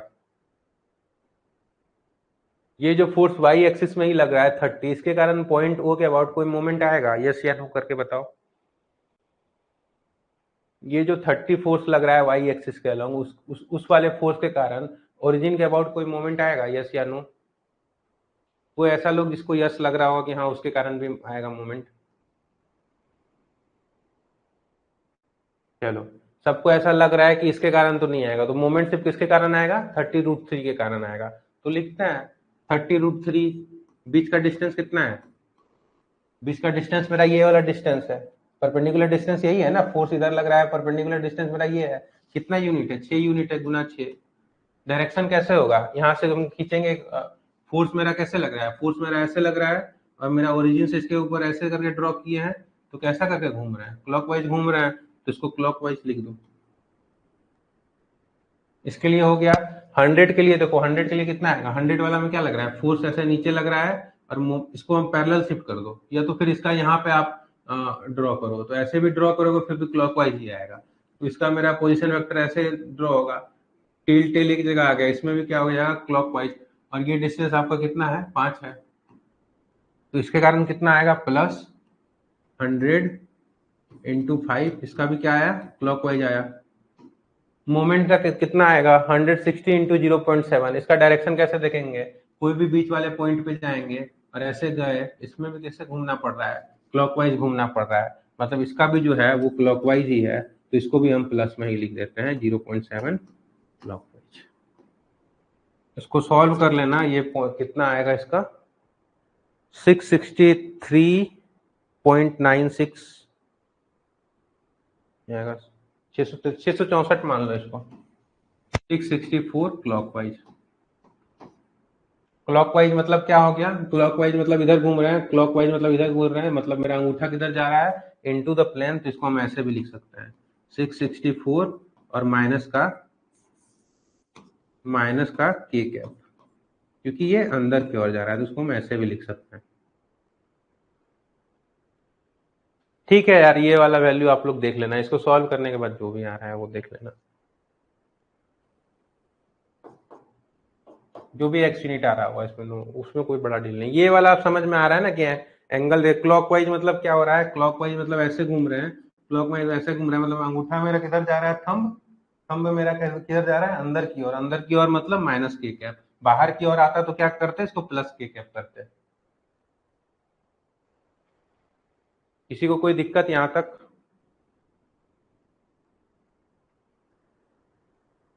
किसी को कोई दिक्कत यहाँ तक? ये आपका एक्स कंपोनेंट आ गया, वाई कंपोनेंट आ गया, तो इसको फाइनली आप दिखा भी सकते हैं फोर्स को कि एक्स में मेरा 30√3 फोर्स है और वाई में मेरा कितना फोर्स है, -70 फोर्स है।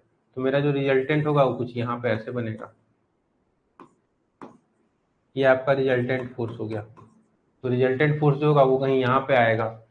√x इसका स्क्वायर प्लस इसका स्क्वायर कर दोगे तो वो भी निकल जाएगा।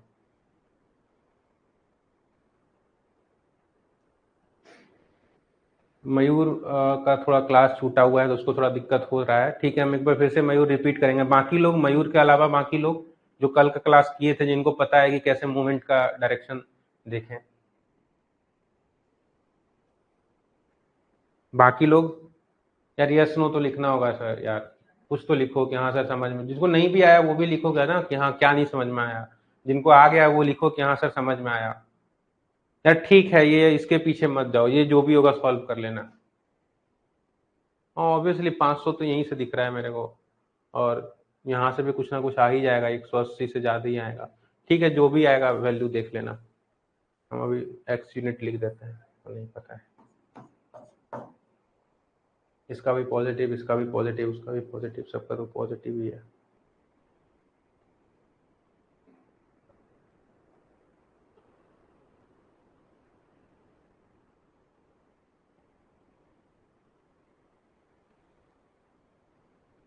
कपल का मोमेंट लिखे ना 160 इंटू 0.7, यही तो है कपल का moment, P into D.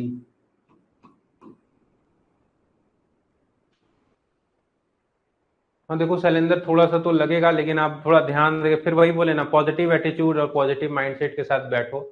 I know कि 2-2 घंटे के क्लास है और फिर बैक टू बैक क्लास है, तो क्लॉकवाइज क्यों सर? अब यही तो सिखा रहे हैं भाई कि बीच में जाके आप देखो ना उसका क्या आएगा। बीच में जाके देखो, ये आपका ऐसे लग रहा है, ये आपका ऐसे लग रहा है, कहीं भी बीच वाले पॉइंट पे गए, इसके टेल की तरफ ड्रॉ किए तो कैसे घूमना पड़ रहा है? इसको क्लॉकवाइज ही बोलेंगे ना। यहाँ से इसमें देखो, यहाँ से यहाँ ड्रॉ किए, कैसे घूमना पड़ रहा है? क्लॉकवाइज ही बोलेंगे ना। तो वही बोल रहे थे, थोड़ा लगेगा आप लोगों को कि आज ही थोड़ा वो हो रहा है, क्योंकि लंबे लंबा क्लास तो चल रहा है यार, तो उसके लिए थोड़ा सा आप लोग भी प्रिपेयर रहो, क्योंकि आपके ही बेनिफिट के लिए हो रहा है।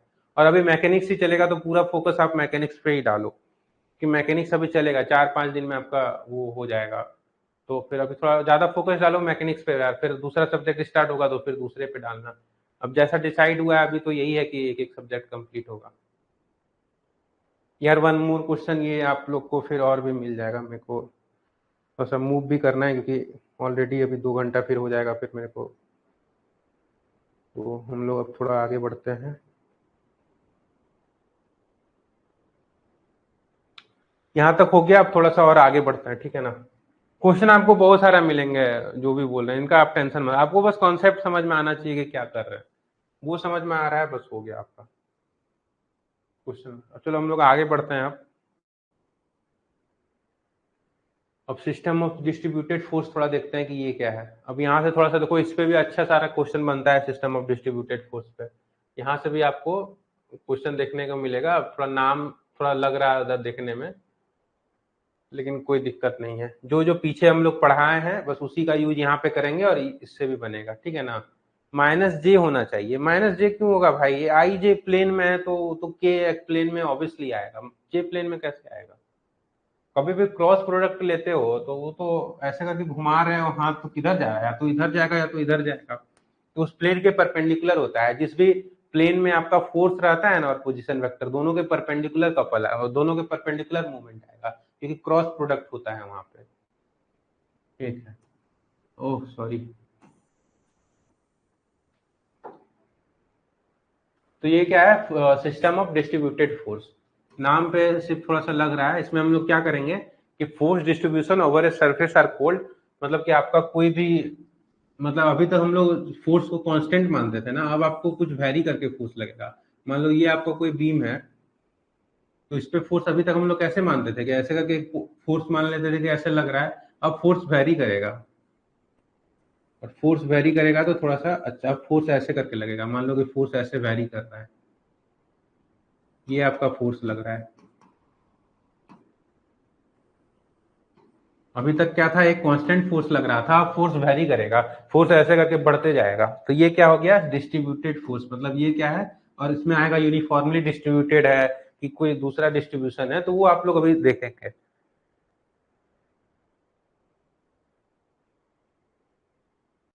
यार ये मयूर को एक बार मोमेंट, यार देखो मोमेंट का हम डायरेक्शन बता देते हैं, मयूर आप थोड़ा जल्दी से देखो, ठीक है ना।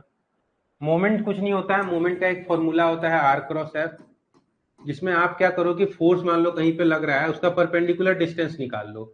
जो भी फोर्स लग, थोड़ा जल्दी से बता देते हैं मयूर को, उनको दिक्कत हो रहा है। लेकिन आपका कल का क्लास आज देख के आना चाहिए था आपको मयूर, ये भी आप कंफर्म करो। क्लास छूट रहा है तो पिछले दिन देख लो थोड़ा सा लग के, थोड़ा वो करो, क्योंकि इतना धीरे धीरे पढ़ाते हैं कि आप 1.5 के स्पीड में भी देख सकते हो, अगर आपको थोड़ा बहुत आता होगा तो क्या करते हैं हम लोग कि मान लो फोर्स लग रहा है, उसके परपेंडिकुलर डिस्टेंस निकालते हैं। जैसे कि फोर्स मान लो यहाँ पे लग रहा है, तो यहाँ से अगर इस पॉइंट के अबाउट निकालने बोल रहा है, तो ये परपेंडिकुलर डिस्टेंस बस देख लेते हैं कितना है, और उसको फोर्स से गुना कर देते हैं, क्योंकि इसको आप ओपन करोगे तो साइन थीटा आता है, और जैसे ही थीटा अगर 90 रखोगे तो साइन 1 हो जाएगा, तो ये 1 हो जाएगा, आपका डायरेक्ट आंसर आ जाएगा।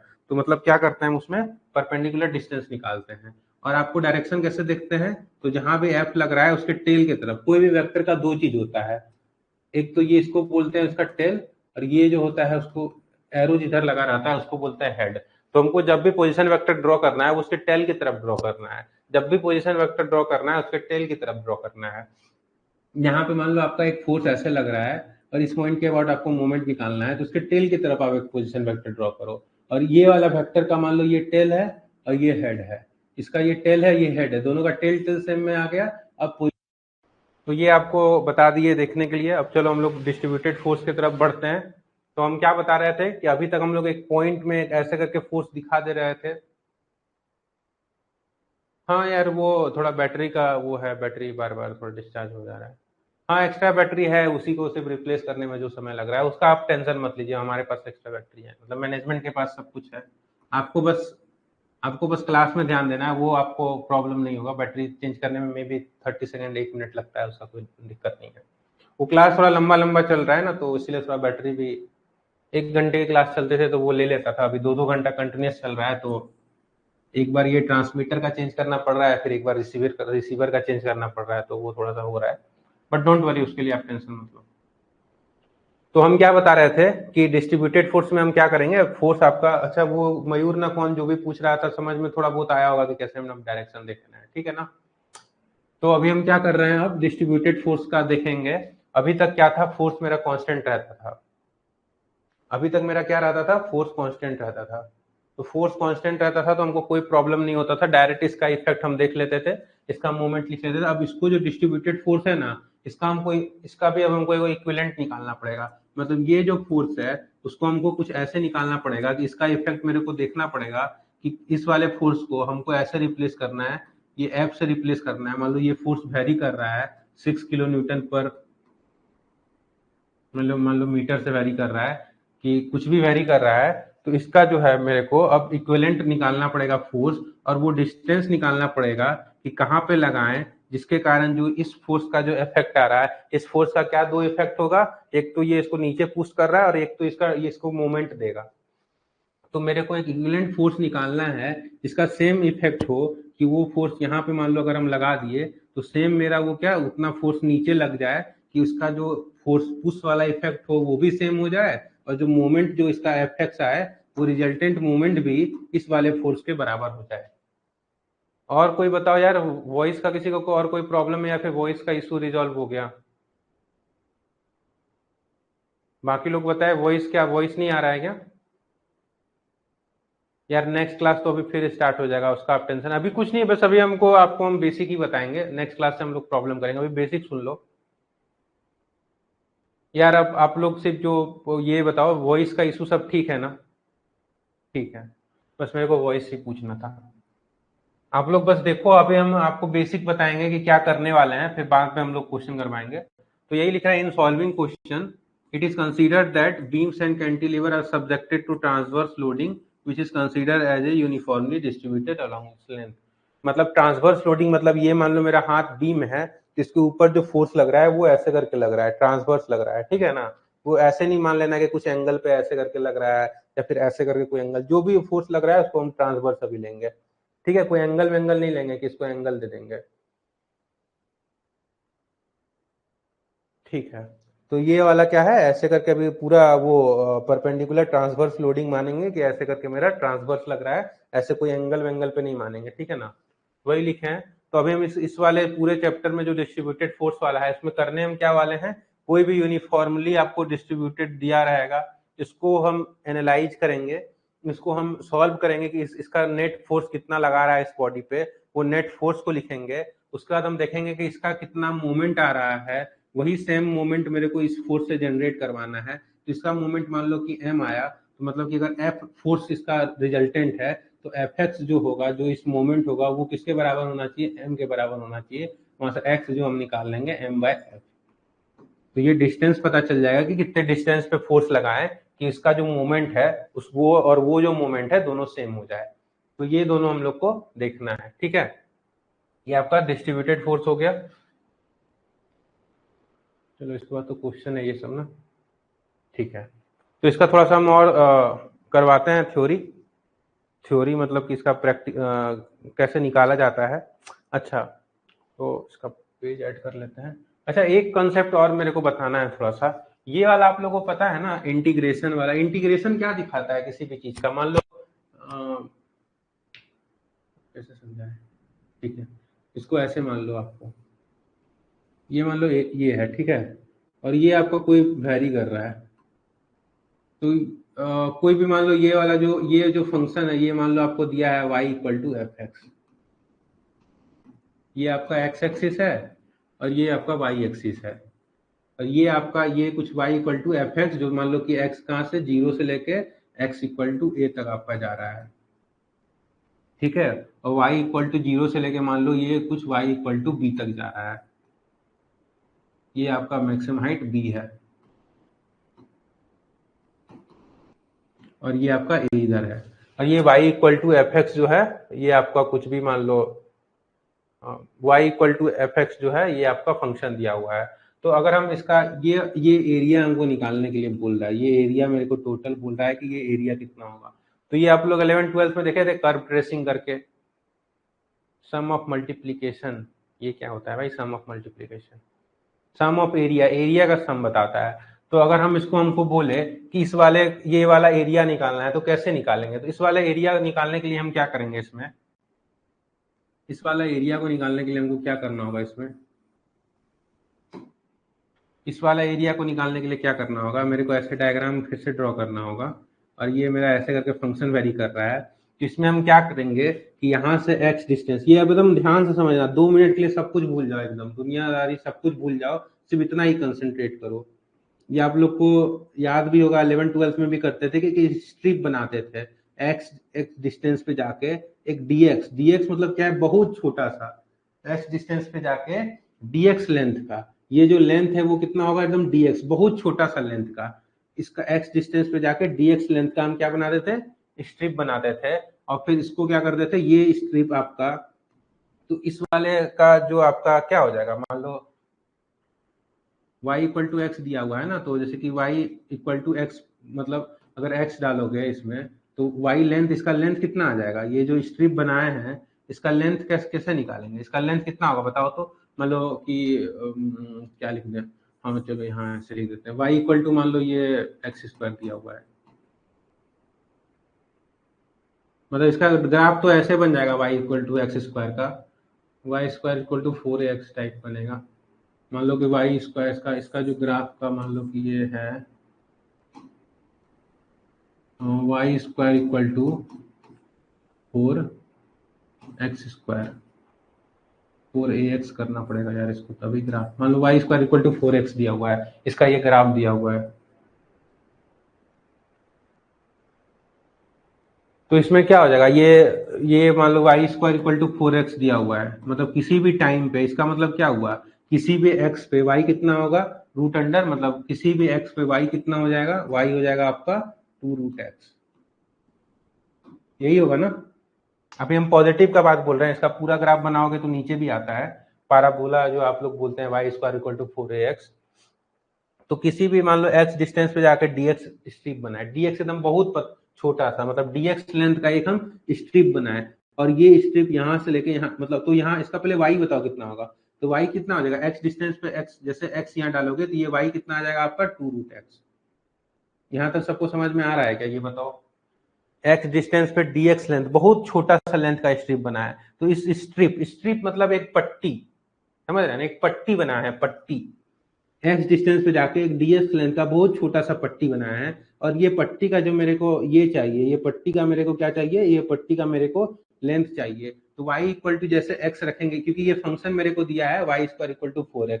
जब x 0 था तो y कितना था, 0 था, मतलब जब x 0 था, जब x 0 था तो y कितना था, 0 था। और मान लो कि यहाँ पे कुछ दे दिया कि जब x 4 है तो y कितना है, 4 है। यहाँ पे सेटिस्फाई भी कर रहा है, वाई एक्स इक्वल टू जैसे 4 रखोगे तो ये 4 आ जाएगा, वाई 4 हो जाएगा। तो इस वाले लेंथ के लिए भी ये वाला फंक्शन सेटिस्फाई होगा। तो जैसे ही x को x रखेंगे तो y कितना आ जाएगा, 2√x। तो ये वाला स्ट्रिप का एरिया कितना हो जाएगा, ये जो स्ट्रिप हम छोटा सा बनाए हैं इसका एरिया कितना हो जाएगा, इसका एरिया हो जाएगा, इसका dx क्या है, इसका dx लेंथ है, और इसका जो हाइट है वो कितना है, 2√x है। तो इसका जो एरिया हो जाएगा ये स्ट्रिप का, तो एरिया ऑफ स्ट्रिप अगर हम सिर्फ लिखना चाहें, एरिया ऑफ स्ट्रिप हम सिर्फ लिखना चाहे तो वो कितना आ जाएगा, 2√x into dx, length into breadth ही होता है ना। तो ये आपका एरिया ऑफ स्ट्रिप आ गया। यहाँ तक सबको समझ में आया, ये 2√x dx समझ में आया सबको कि एरिया ऑफ स्ट्रिप, ये जो छोटा सा स्ट्रिप है इसका हम एरिया लिखना चाहें तो 2√x dx होगा।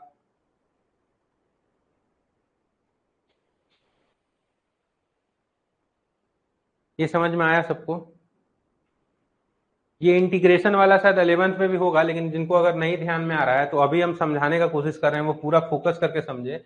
ये इंटीग्रेशन मेथड से हम लोग जो निकालते हैं, इससे आपका सबसे टफ से टफ क्वेश्चन भी होगा वो इस इंटीग्रेशन से हो जाएगा। अभी आपको हम बेसिक से बता रहे हैं कि बेसिक आपको कैसे एरिया निकालना है या किसी फोर्स का निकालना है, अभी तो सब कुछ भूल जाओ। अभी सिर्फ हम एरिया बता रहे हैं कि एरिया कैसे निकालते हैं किसी भी कर्व का। कर्व ट्रेसिंग करके आप लोग का 11th या 12th में होता था, जहाँ पे आपको कर्व को ट्रेस करने भी बताया जाता था, एसिम्पटोट और वो सब करना रहता था। जेई में भी खूब सारा रहता था सवाल कि ये कुछ भी कर्व ऐसा वैसा दे देता था, उसका फिर हम लोग डिफ्रेंशिएट करके कॉन्केविटी पता करते थे। खैर वो सब तो बहुत हाई लेवल हो गया, कि आपका छोटा चीज बस ये हम समझाने का कोशिश कर रहे हैं कि कैसे आप एक्स डिस्टेंस पे जाकर dx लेंथ का स्ट्रिप बनाते हैं, और फिर y देखते हैं, और फिर कैसे इंटीग्रेट करके हम लोग एरिया निकालते हैं। यार x की वैल्यू कैसी होगी, x की वैल्यू तो x लिखे हैं तब ना y इक्वल टू 2√x आया है, तो y की वैल्यू होगी ना। x की वैल्यू x के टर्म में आप कैसे लिख सकते हो कि x इक्वल टू 2, ऐसे लिख सकते हो क्या, x इक्वल टू 2√x। ये क्या दिखा रहा है, ये कुछ नहीं दिखा रहा है ना। x की वैल्यू x के टर्म में क्या लिखोगे, x तो x है ही, y की वैल्यू आपको x के रूट टर्म में लिखना होगा, तब ना आप y लिखोगे कि y इक्वल टू 2√x है। x की वैल्यू x के टर्म में कैसे लिखोगे, x तो खुद ही x है। खैर, तो एरिया ऑफ स्ट्रिप 2√x आप लोग सब बोल रहे हैं को समझ में आ गया। तो यहाँ से हम कह सकते हैं कि ये जो स्ट्रिप है वो कभी ना कभी मेरा x यहाँ पे रहा होगा, तो ये मेरा यहाँ पे स्ट्रिप बना होगा। कभी x बढ़ते बढ़ते यहाँ पे आया होगा तो यहाँ पे स्ट्रिप बना होगा। कभी x बढ़ते बढ़ते यहाँ पे आया होगा तो यहाँ पे स्ट्रिप बना होगा। मतलब ये जो स्ट्रिप है वो x इक्वल टू 0 से लेकर x इक्वल टू 4 तक वेरी कर रहा है, और ये स्ट्रिप जब x इक्वल टू 0 से 4 तक वेरी कर रहा है और इसको हम सबको ऐड कर दें तो ये जो छोटा छोटा एरिया कवर होते होते ये पूरा एरिया को ले लेगा। मतलब हम बोलने का कोशिश कर रहे हैं कि ये स्ट्रिप कभी यहाँ पे बना होगा, फिर कभी यहाँ पे बना होगा, फिर कभी यहाँ पे बना होगा, और ऐसे करते करते जब हम x को 0 से 4 तक वेरी करवा देंगे तो ये पूरा एरिया ले लेगा। मतलब हमको क्या करना है, एरिया निकालने के लिए मेरे को सिंपल, ये जो मेरा स्ट्रिप का जो एरिया आया कितना आया, 2√x dx आया, इसको मेरे को इंटीग्रेट करना है। x का सबसे छोटा लिमिट 0 होगा और x का सबसे अपर लिमिट 4 होगा। इसको अगर हम इंटीग्रेट कर दिए तो मेरा पूरा एरिया आ जाएगा। इसको इंटीग्रेट करोगे तो x का 1/2 का इंटीग्रेशन क्या होगा, x के पावर 3/2 अपॉन 3/2। ये तो आपको पता है ना, x के पावर n का इंटीग्रेशन क्या होता है, x के power n+1 divided by n+1, ये इंटीग्रेशन होता है। तो इसका इंटीग्रेट कर दोगे और 0 से 4 जब वैल्यू पुट कर दोगे तो इस वाले का एरिया पता चल जाएगा। यहां तक सबको समझ में आया।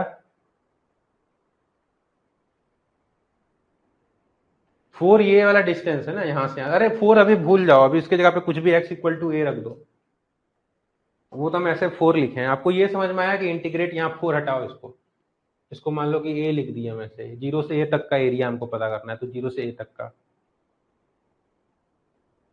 4 तो दिया हुआ रहेगा, इसमें आपको समझना ही नहीं है 4 से आपको क्या लेना देना, आपको बस कंसेप्ट समझना है कि ये समझ में आया, ये कैसे एरिया लिख रहे हैं स्ट्रिप का मान के। मेन जो समझना है वो ये है, 4 और वो 8 और वो वैल्यू पे आप मत जाओ, आप सिर्फ समझो कि ये जो कंसेप्ट बताया हम कि स्ट्रिप मान रहे हैं एक्स डिस्टेंस पे जाके dx लेंथ का, फिर उसका एरिया हम लोग लिख रहे हैं, फिर उस एरिया को हम 0 से यहाँ तक वेरी करवा के पूरा एरिया निकाल रहे हैं, क्या ये समझ में आया बाकी लोग? देखो ये बहुत इंपॉर्टेंट कंसेप्ट है, इसको आप हल्के में मत लीजिएगा, जो भी टफ क्वेश्चन होगा ना उसमें आपको फोर्स वेरी करवा देगा, उसमें आपको फोर्स वेरी करवा देगा, वो आपको फिर एक जगह फोर्स नहीं लगवा देगा, फोर्स को ऐसे ऐसे करके वेरी करवा देगा, और ये तो आपको एकदम समझना ही है। तो जिसको नहीं समझ में आया, कहाँ नहीं समझ में आया बताओ, और जिनको समझ में आ गया वो भी लिखो कि हाँ सर समझ में आ गया। जो भी टफ क्वेश्चन होगा उसमें वेरी करवाएगा वो फोर्स को, उसमें फोर्स कांस्टेंट नहीं देगा वो, तो उसमें आपको इंटीग्रेट ही करना पड़ेगा। और इंटीग्रेट से भी बचने का हम बताएंगे कि कैसे हम बच सकते हैं, अगर हमको नोन फिगर पता होगा, जैसे कि अब हमको ये पता है कि, पहले ये बताओ यार ये समझ में आया, बाकी और तो हम और बताएंगे।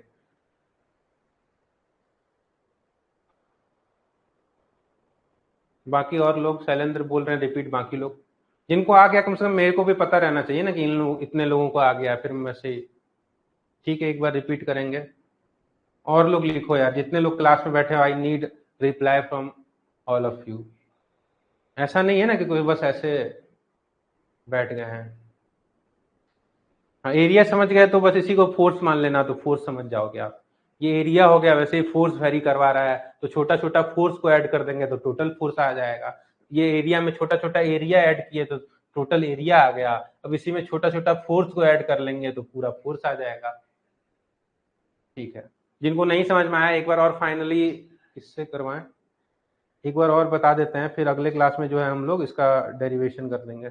एक बार और देखो आप लोग क्या बोलना चाह रहे हैं हम, कि ये हो गया, अब उसको इसी पेज में बता देते हैं। हाँ बताएं, छोड़ो नया ले लेते हैं।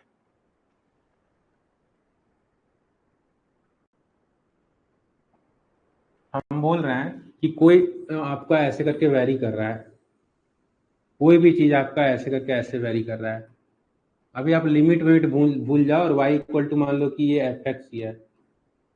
अब मेरे को नहीं पता है F as a function of X कुछ भी दिया, मेरे को इस पूरे का एरिया निकालना है, क्योंकि ये वेरी कर रहा है तो हम डायरेक्ट तो बोल नहीं सकते हैं, तो हम क्या कर रहे हैं, यहाँ से एक्स डिस्टेंस पे जाके एक dx लेंथ का छोटा सा स्ट्रिप मान रहे हैं,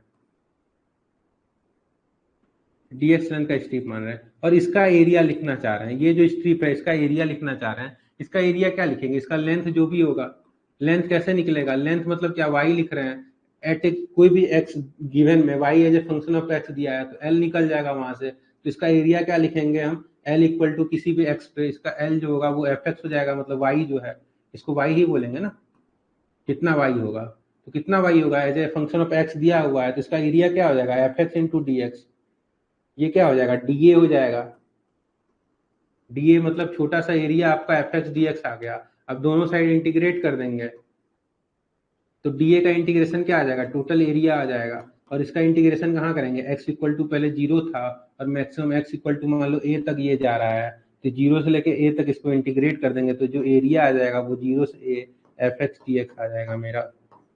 अब एफ एक्स जो भी दिया रहेगा उसको इंटीग्रेट करके हम पूरा एरिया निकाल सकते हैं। अब समझ में आया कि क्या हम कर रहे हैं, एक्स डिस्टेंस पे जाकर dx लेंथ का स्ट्रिप बना रहे हैं, वो स्ट्रिप का एरिया लिख रहे हैं, तो उसका y कितना हो जाएगा, किसी भी गिवन x के लिए y का जो वैल्यू है वो एफ एक्स आएगा, तो उसको एफ एक्स को यहाँ रख दिए और dx को इससे मल्टीप्लाई कर दिए, तो एक छोटा सा एरिया आ गया dA, छोटा सा एरिया आ गया, छोटा सा एरिया d मतलब कल हम समझाए थे कि छोटा सा होता है, बहुत छोटा सा, उसको dA लिख दिए, दोनों साइड इंटीग्रेशन लगा दिए, तो डीए का इंटीग्रेशन ए पूरा एरिया आ गया, और इसका इंटीग्रेशन 0 से ए, लोअर लिमिट एक्स का कहाँ है, 0 है लोअर लिमिट, अपर लिमिट कहाँ है, एक्स इक्वल टू ए है तो एक्स इक्वल टू ए लिख दिए, तो यहाँ से आपका टोटल एरिया आ गया।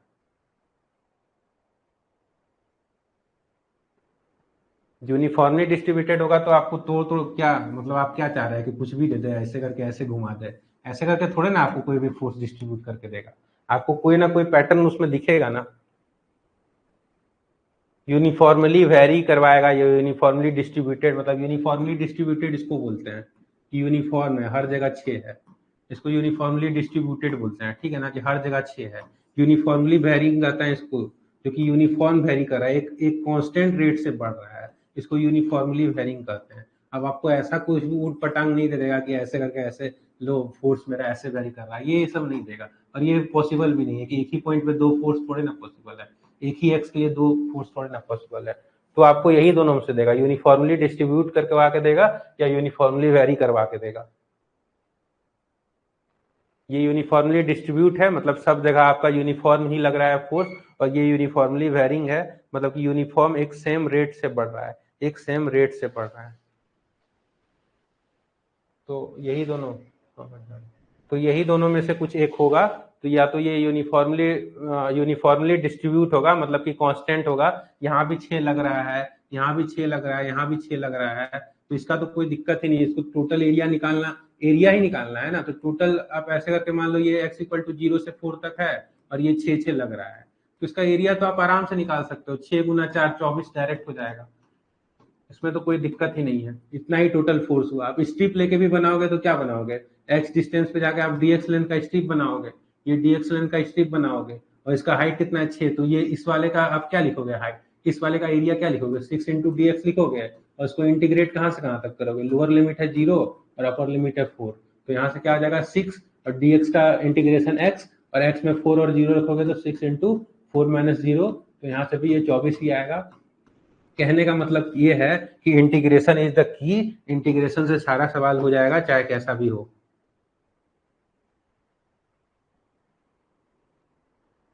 सबको समझ में आया ये इंटीग्रेशन कैसे कर रहे हैं? अब नेक्स्ट क्लास में हम इसका वो करवाएंगे, इसका इसी का वो थ्योरी करवा के फिर 3 4 5 6 क्लास, मतलब उसके आगे वाला क्लास जो भी होगा, अभी अब कितना बज गया, 11:30 12 बजे से फिर हम लोग मिल रहे हैं ना, 12 से 2 लेंगे, तो आप अभी तक ये वाला रिवाइज थोड़ा सा करना, जो भी आप लिखे होंगे आगे क्लास में फिर हम लोग यहीं से रिपीट करेंगे। बाकी और लोग क्लियर हो गया ना, ये दोबारा बताए और एक बार अभी और बताएंगे, तो आप समझ लो, एक बार तो स्टार्टिंग में बताइए, दूसरा बार और तीसरा बार जब हम एक्चुअल जब आपको फोर्स में जब डेरिवेशन करवाएंगे, तो 3 4 चीज आपको एक बार ही, मतलब 3 से 4 कॉन्सेप्ट एक ही बार बताया जा रहा है कि आगे आपको क्वेश्चन में दिक्कत ना हो, क्योंकि अगर आपको बेसिक कॉन्सेप्ट पता है, फिर क्वेश्चन वो कुछ भी करे, आपको कितना भी वो कुछ दे दे, एक बीम पे वो 10 फोर्स लगवा दे, हम तो कह रहे हैं कि जितना लगवाना है लगवा दो, यहाँ पे वो यूनिफॉर्मली वेरी करवा देगा, फिर आगे वाला में वो बोलेगा कि यूनिफॉर्मली डिस्ट्रीब्यूटेड है, फिर आगे वाला में वो एक कांस्टेंट फोर्स लगा देगा, फिर और आगे वो एक कपल लगा देगा, उसको जो जो लगाना है लगाते रहे, लेकिन हमको बेसिक कंसेप्ट पता है तो हम सबको देख लेंगे, हमको बेसिक पता है तो हम सबको देख लेंगे, समझ रहे हो ना? ठीक है, क्वेश्चन करते हुए क्वेश्चन दिखाएंगे, मतलब वो जितना उसको वेरी करवाना है, जो जो लगाना है लगा ले, अगर मेरे को कॉन्सेप्ट पता है तो मेरे को देख के डर नहीं लगेगा, उसको जितना फोर्स लगाना है, जितना मूवमेंट, जितना कपल, जो जो लगाना है लगाते रहे, हम लोग क्वेश्चन को आराम से कर लेंगे, ठीक है ना? तो यहाँ तक अभी रहने देते हैं, फिर हम लोग 12 बजे से मिलते हैं, ठीक है ना? जैसे भी होगा 12:05 या 12:07, कुछ 2 4 मिनट आगे पीछे हो सकता है क्लास, तो फिर हम लोग मिलते हैं वहां पे। चलो ठीक है, अभी क्लास यहाँ एंड करते हैं, आप थोड़ा ये वाला रिवाइज करोगे एरिया वाला, फिर हम लोग आगे करते हैं, इसका यूज अभी आगे क्लास में भी बताएंगे कैसे यूज होता है। ठीक है यार, अभी हम क्लास को एंड करते हैं, फिर मिलते हैं 12 से, ठीक है ना? चलो ठीक है, बाय। थोड़ा आप लोग भी रिफ्रेश हो जाइए, पानी वानी पी लीजिए, जो भी लेना है, थोड़ा हल्का फुल्का रिफ्रेशमेंट ले लीजिए कि एनर्जी बचा रहे। To watch the complete video, download the Mining Gyan app from the Play Store. Enjoy a seamless learning experience without interruptions and subscribe to our YouTube channel.